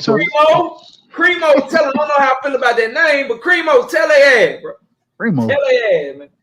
What you say, John? I heard you say something. You say Cremo? That his name. Ain't that what that shit say? Am I reading? What'd you say that Bam fight was gonna be? Bam and Juan Francisco Estrada sometime in June or July. That's gonna be a good one. It's gonna be fire. Oh yeah. They got that shit done. Juan Francisco Estrada got a tune up. Assuming he get past his tune up, they unifying. Hold on, El Gallo. Yeah. I didn't even see it. I didn't even see it. What network they fighting on? Breaking news, bro. And if Bam go out there, if Bam go out there and beat El Gallo, this man done beat 3 of the 4 quote unquote kings in those lower divisions. Only one that he gonna be missing is Chocolatito, and I want to see that fight. But I know they probably ain't gonna fight because of their relationship or whatever. But I want to see the fight. Bro, that nigga better. I love the way that young man. I love the way that young man. The person that can do anything with Bam, bro, is gonna be Junto right now, bro. All them other dudes too old, man. What you think? He be late. Y'all be sure in about 35 minutes, man. My homie Woke gonna be live. Everybody in the chat. So if y'all still want to talk some boxing and shit, man, he gonna be live. They got a link to his show right there. Hey, man, hold on, real quick. That don't make you nervous though? How he be just letting niggas hit him like that? Nah, he had better defense than that. But that was only in so he did that against Sonny can't crack the shit. That's why. Yeah, he was walking through Here's the Sonny thing, shit, John. Like when I analyze boxing, bro, I'm gonna keep it 100 with you. I prefer somebody that has defense, but that'll put themselves in position to take chances. Because the reason Bam gets hit because he's willing to stay right there, roll with your shit, and get shit off back at you. I prefer over these risk adverse fighters that focus so much on defense that they put themselves out of position to fire back on you when you make a mistake on. I don't like that. But against Sonny Edwards, he had to do that. He had to do it against Sonny Edwards because the way Sonny Edwards fight. But if you go watch the way he fought against Rumvasai, it wasn't nearly. He didn't get touched nearly as much in the Rumvasai fight as he did against Sonny Edwards. He got the type of defense where if he don't want you to touch him, he can avoid your shit. Didn't he get his jaw exactly. from my tripping? He got his job. That one against Rumvasai though. That one Rumvasai. I'll give Dub credit though. I'll give Dub credit though. Whoever he fought for the vacant belt. That's who. From the Canelo undercard. Yeah, bro. But just think about the dog you got to be to get your jaw broken, and then go in there and fight a unification fight against somebody else. Saying he's not a dog. At 22 years old, you know what I'm saying? At 22, that man's still young. But Dub, wait, hold on. He's the best fighter, 25 and under. But Dub got a point though. He don't go from offense to defense smooth. If either he's defense or he's offense, there's no in between. Hold on, KO. How old Devin is? Devin 25. That was a shot, man. Shots fired. Well, we expect KO to throw shots. We expect that from KO. Are you saying that Jesse Bam Rodriguez is not? I'm saying Devin is better than. I'm saying Devin is better than Bam. That's what I'm saying. Man, Jesus Christ, bro, let it go. Talking about the low division. Right, Devin is top 3 pound for pound. KO. Get the hell out of here, bro. What? Bam not even on the pound for pound list. No, Bam is on the pound for pound list. Yeah, he Bam is definitely on the pound for pound list. He's definitely. So is Devin. Come he on. Gotta be like. He's definitely on the between 7 and 10 at least. That nigga like he definitely got to be in your top 10 right now. Bam over Tank for sure. 10 or top 11. 3. Top 3 easy. Devin top 5. He got to be top 5. He got to be top 3. Top 3. I don't know, but he got to be top 5. No heavyweights. If we not including Usyk, then I'm gonna give Devin number 3. I'm gonna give him number 3 if we not including Usyk. Who's number 1? Bud is number 1. Monster number 2. Devin number 3. What kind of question is that? Who's number 2? Is Bud Monster? Bud Monster Devin. Fact. So Devin over Archer? Yes. I mean, them 3 had the best fights the last year. Yes. On Loma level or region level. Canelo. It's a fantasy fight, KO. Them the Hold on, you said Arthur. You talking about Arthur Beterbiev? You talking about Arthur Beterbiev? Never be the Loma or Regis or Yeah, Campbell. no, no. How are we doing the list? Are we doing how ring? Are we talking about accomplishments and pound shit? for pound list. If they was We gotta be who you beating, bro. Who you beating? So look, I'm gonna tell you how. Let me tell you how I came up with what I had. This is how I came up with those top 3. Only way I would change that if you want to say Usyk because he was undisputed at cruiserweight. Although now he's a heavyweight, I don't put heavyweights on my list, and because of that, that's why I put Devin number 3. If Usyk was out there, I would have Usyk number 3 and then Devin 4. But I got because I don't have Usyk on my list, then I got Devin number 3. So we are talking like so when y'all doing y'all is boots on your pound for pound list? I know don't nobody do it like me. So y'all are talking about like accomplishments and shit that they've accomplished in the sport. Not just accomplishment. They was the same size. It's how you look in them fights too. But you gotta beat good people too. So it's how correct me if I'm wrong, but traditionally heavyweights weren't on the pound for pound list, right? They traditionally. They're not. Yeah. But I always make an exception for somebody like Usyk because he moved up to heavyweight. But no, I mean that's fair. But like Tyson Fury, big ass, you the anti pound for pound. Like that was promotion from ESPN. Yeah. And that's why I say, I agree with you, KO. But I want to hear who do you have over Devin? If Devin ain't 3 and you're on yours, who you got over him? Tank is top 2 on KO. So I got Bud Crawford 1, Tank 2, and then Monster 3. How is Tank 2? Because I go off the skills. I don't. My shit is based off of my eyes and who I think will win the fight if they all was the same size. Does it not matter who you show them skills against, KO? Yes, 100%. But I'm saying if other guys are showing skills like against better competition, shouldn't that matter more? Who's better? Who's showing skills? So you said Monster and then Tank. Like, what about Bud, bro? I got Bud number 1. Mm-hmm. I got Tank number 2. How is Monster not over Tank? Monster beat Fulton. Like, you gotta respect that now. I respect Fulton, but Fulton is just a guy at 135, bro. Oh, God. We not talking 135. He a guy at 135. Like you realize 135. Yeah, he had 1 belt less than EJ. Like Fulton is about as good as a Jermaine Ortiz or some shit. Like he's shit at 122. It's a reason why his 5 foot. Listen, bro. It's a reason why it's 5'7". I know. 72 inch arm reach ass nigga. It's a reason why he keep killing himself at almost 30 years old to fight at 122 pounds, bro. Hey, KO, let me say this, bro. Donaire and Fulton is better than Tank's whole career, bro. And also, too, Tank again, bro. I hear what y'all are saying. Bro, that's not true. Do you know why Nonito Donaire moved back down to 118 pounds? Do you know why? He's great. Because he was fucking getting his ass whipped at featherweight, bro. Come on, man. The niggas that y'all are talking about would not, bro. Nonito Donaire would have retired at 32 years old if he tried to fight at lightweight, dog. Respect. Come on, don't disrespect the man. Bro, I love Nonito. Yeah, come on, Kel. Can you imagine? Nonito Donaire at 36? They gonna run you down, KO. Wait a minute, hold on.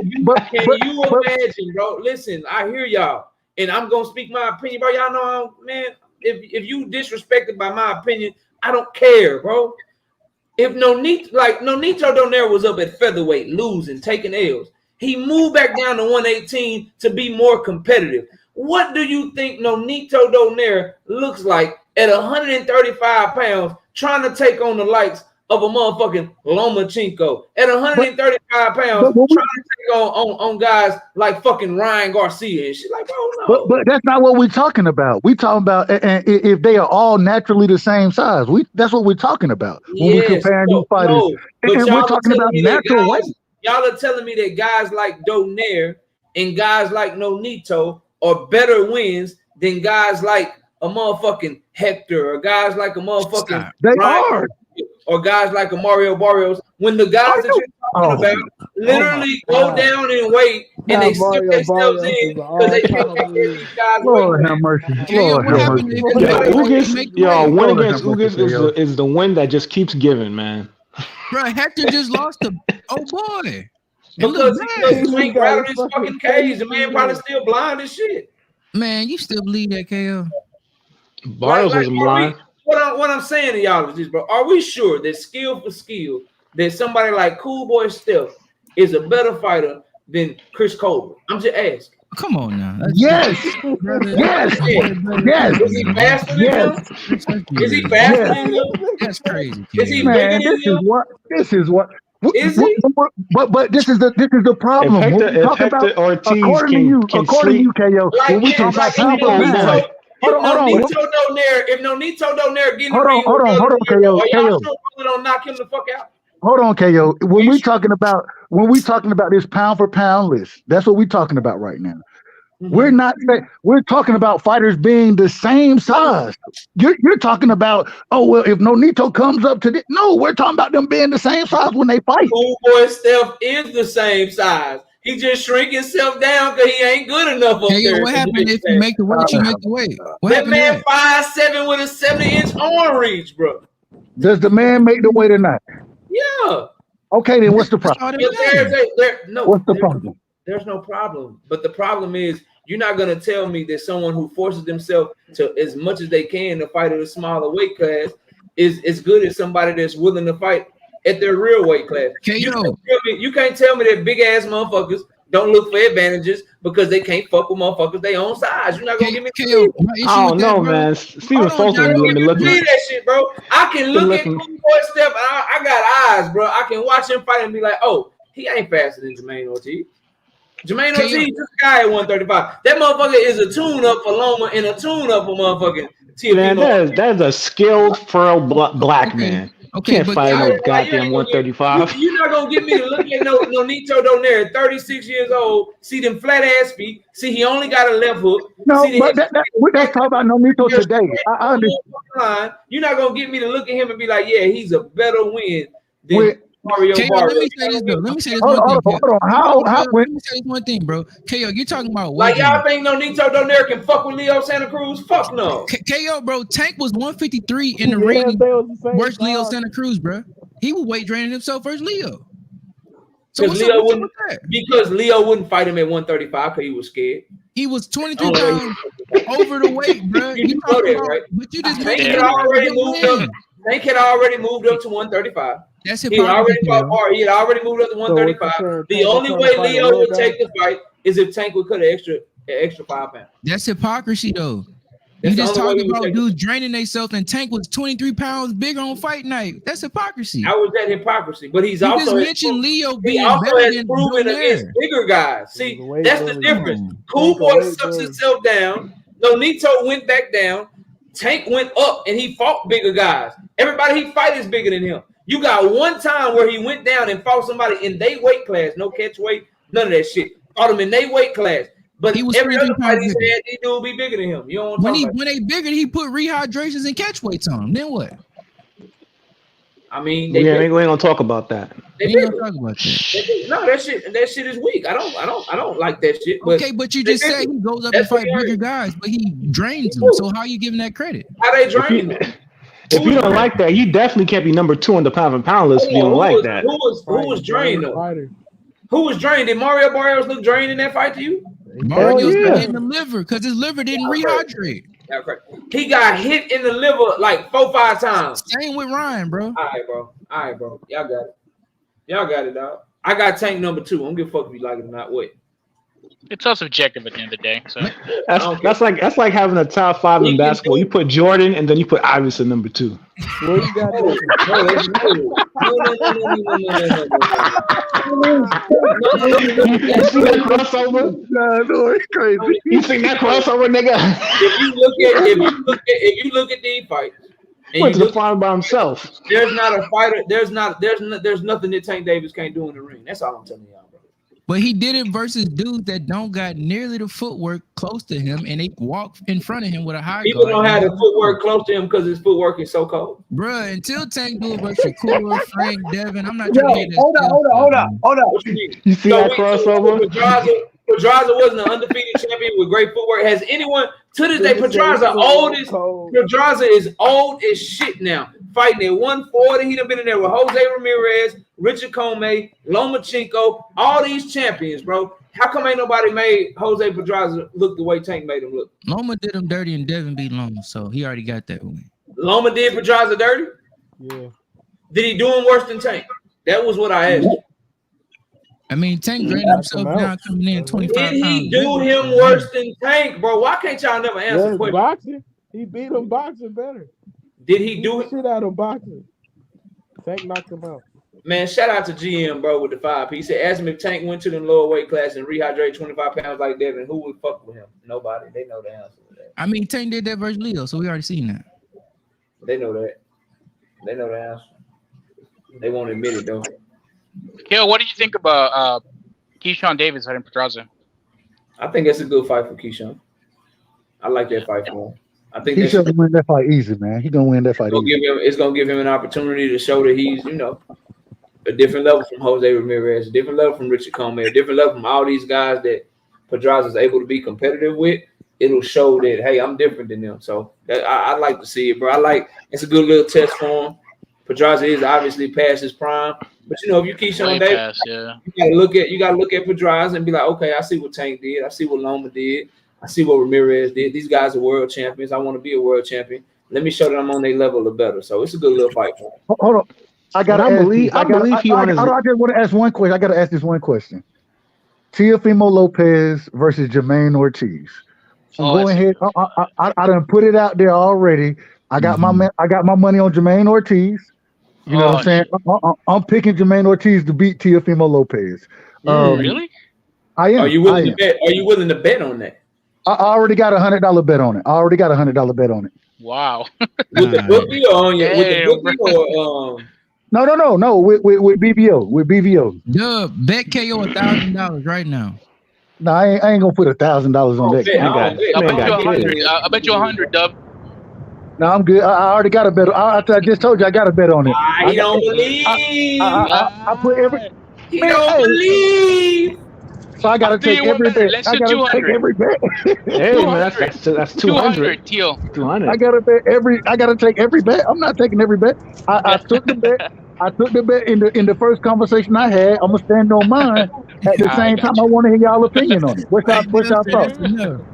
Hey, I think Teal gonna struggle, but I don't know about losing. Yeah. Hey, GM says with the 5 piece in the super chat, he says, where's the receipt that Tank weighed 153? Calvin Ford admitted Tank walk around at 160, so that's the source. And then we can pull the other receipts on the 153. That's what BF be saying, that's a source too. So we rocking. Only way I see Teal losing if it's a controversial, it's a close fight. It means a controversial decision. We need leads, dog. I don't know about that, bro. Oh no. But Teal loses. I need to see how much Tank weighs his next fight, KO. That's what I need to see. I think right side. I know why he's picking Jermaine Ortiz. I'm not gonna get into it because I make my pick the week of the fight. But what y'all think, man? Who got Teofimo? Well, I'm gonna tell you real quick. Let me. I'll break it down why I picked the way I picked in this fight. What I see Teal struggle with, he struggles when he has to be first. Jermaine Ortiz, the only fight I really watched him, or not really watched him, the only fight I really watched him come forward and be a come forward fighter was against Lomachenko, and that's what you got to do. You got to push Lomachenko back to beat a Lomachenko. So I understood why he did it in that fight, but I think he's gonna force Teal to be first. Jermaine Ortiz can counterpunch like a motherfucker, and Teal struggles with counterpunchers. And then with Jermaine Ortiz moving up to 140, I think he's going to be stronger in the division. And I think his punches are going to carry a little more weight. I think he's going to be able to touch Teal a lot in that fight. And I don't know we all know if it ain't just a huge fight, T.O. he will take those fights lightly, and so I don't think this is a fighter you can take lightly, and hence the reason. Those are my reasons for picking Jermaine Ortiz in the fight. Good reason. That's a good reason. Do you worry at all about this is first time fighting on Super Bowl week? They really trying to build him up. Do you worry about if the fight is close? Do you think Jermaine Ortiz can win a close decision? No. Nah, I don't think he can. I don't think he can. But so the thing you is, confident enough to think that he gonna really make it like not close? Bro, I watch. I think Jermaine Ortiz is levels above Sandor Martin. I like Sandor Martin, you know what I'm saying? But and that man can box. At the same time, I think Jermaine Ortiz is levels above him, and because of if he follows that blueprint, the Sandor Martin blueprint against Teofimo Lopez, he gonna fuck T.O. up. Because once you force T.O. to be first, T.O. is a counterpuncher by nature, fights well off the back foot.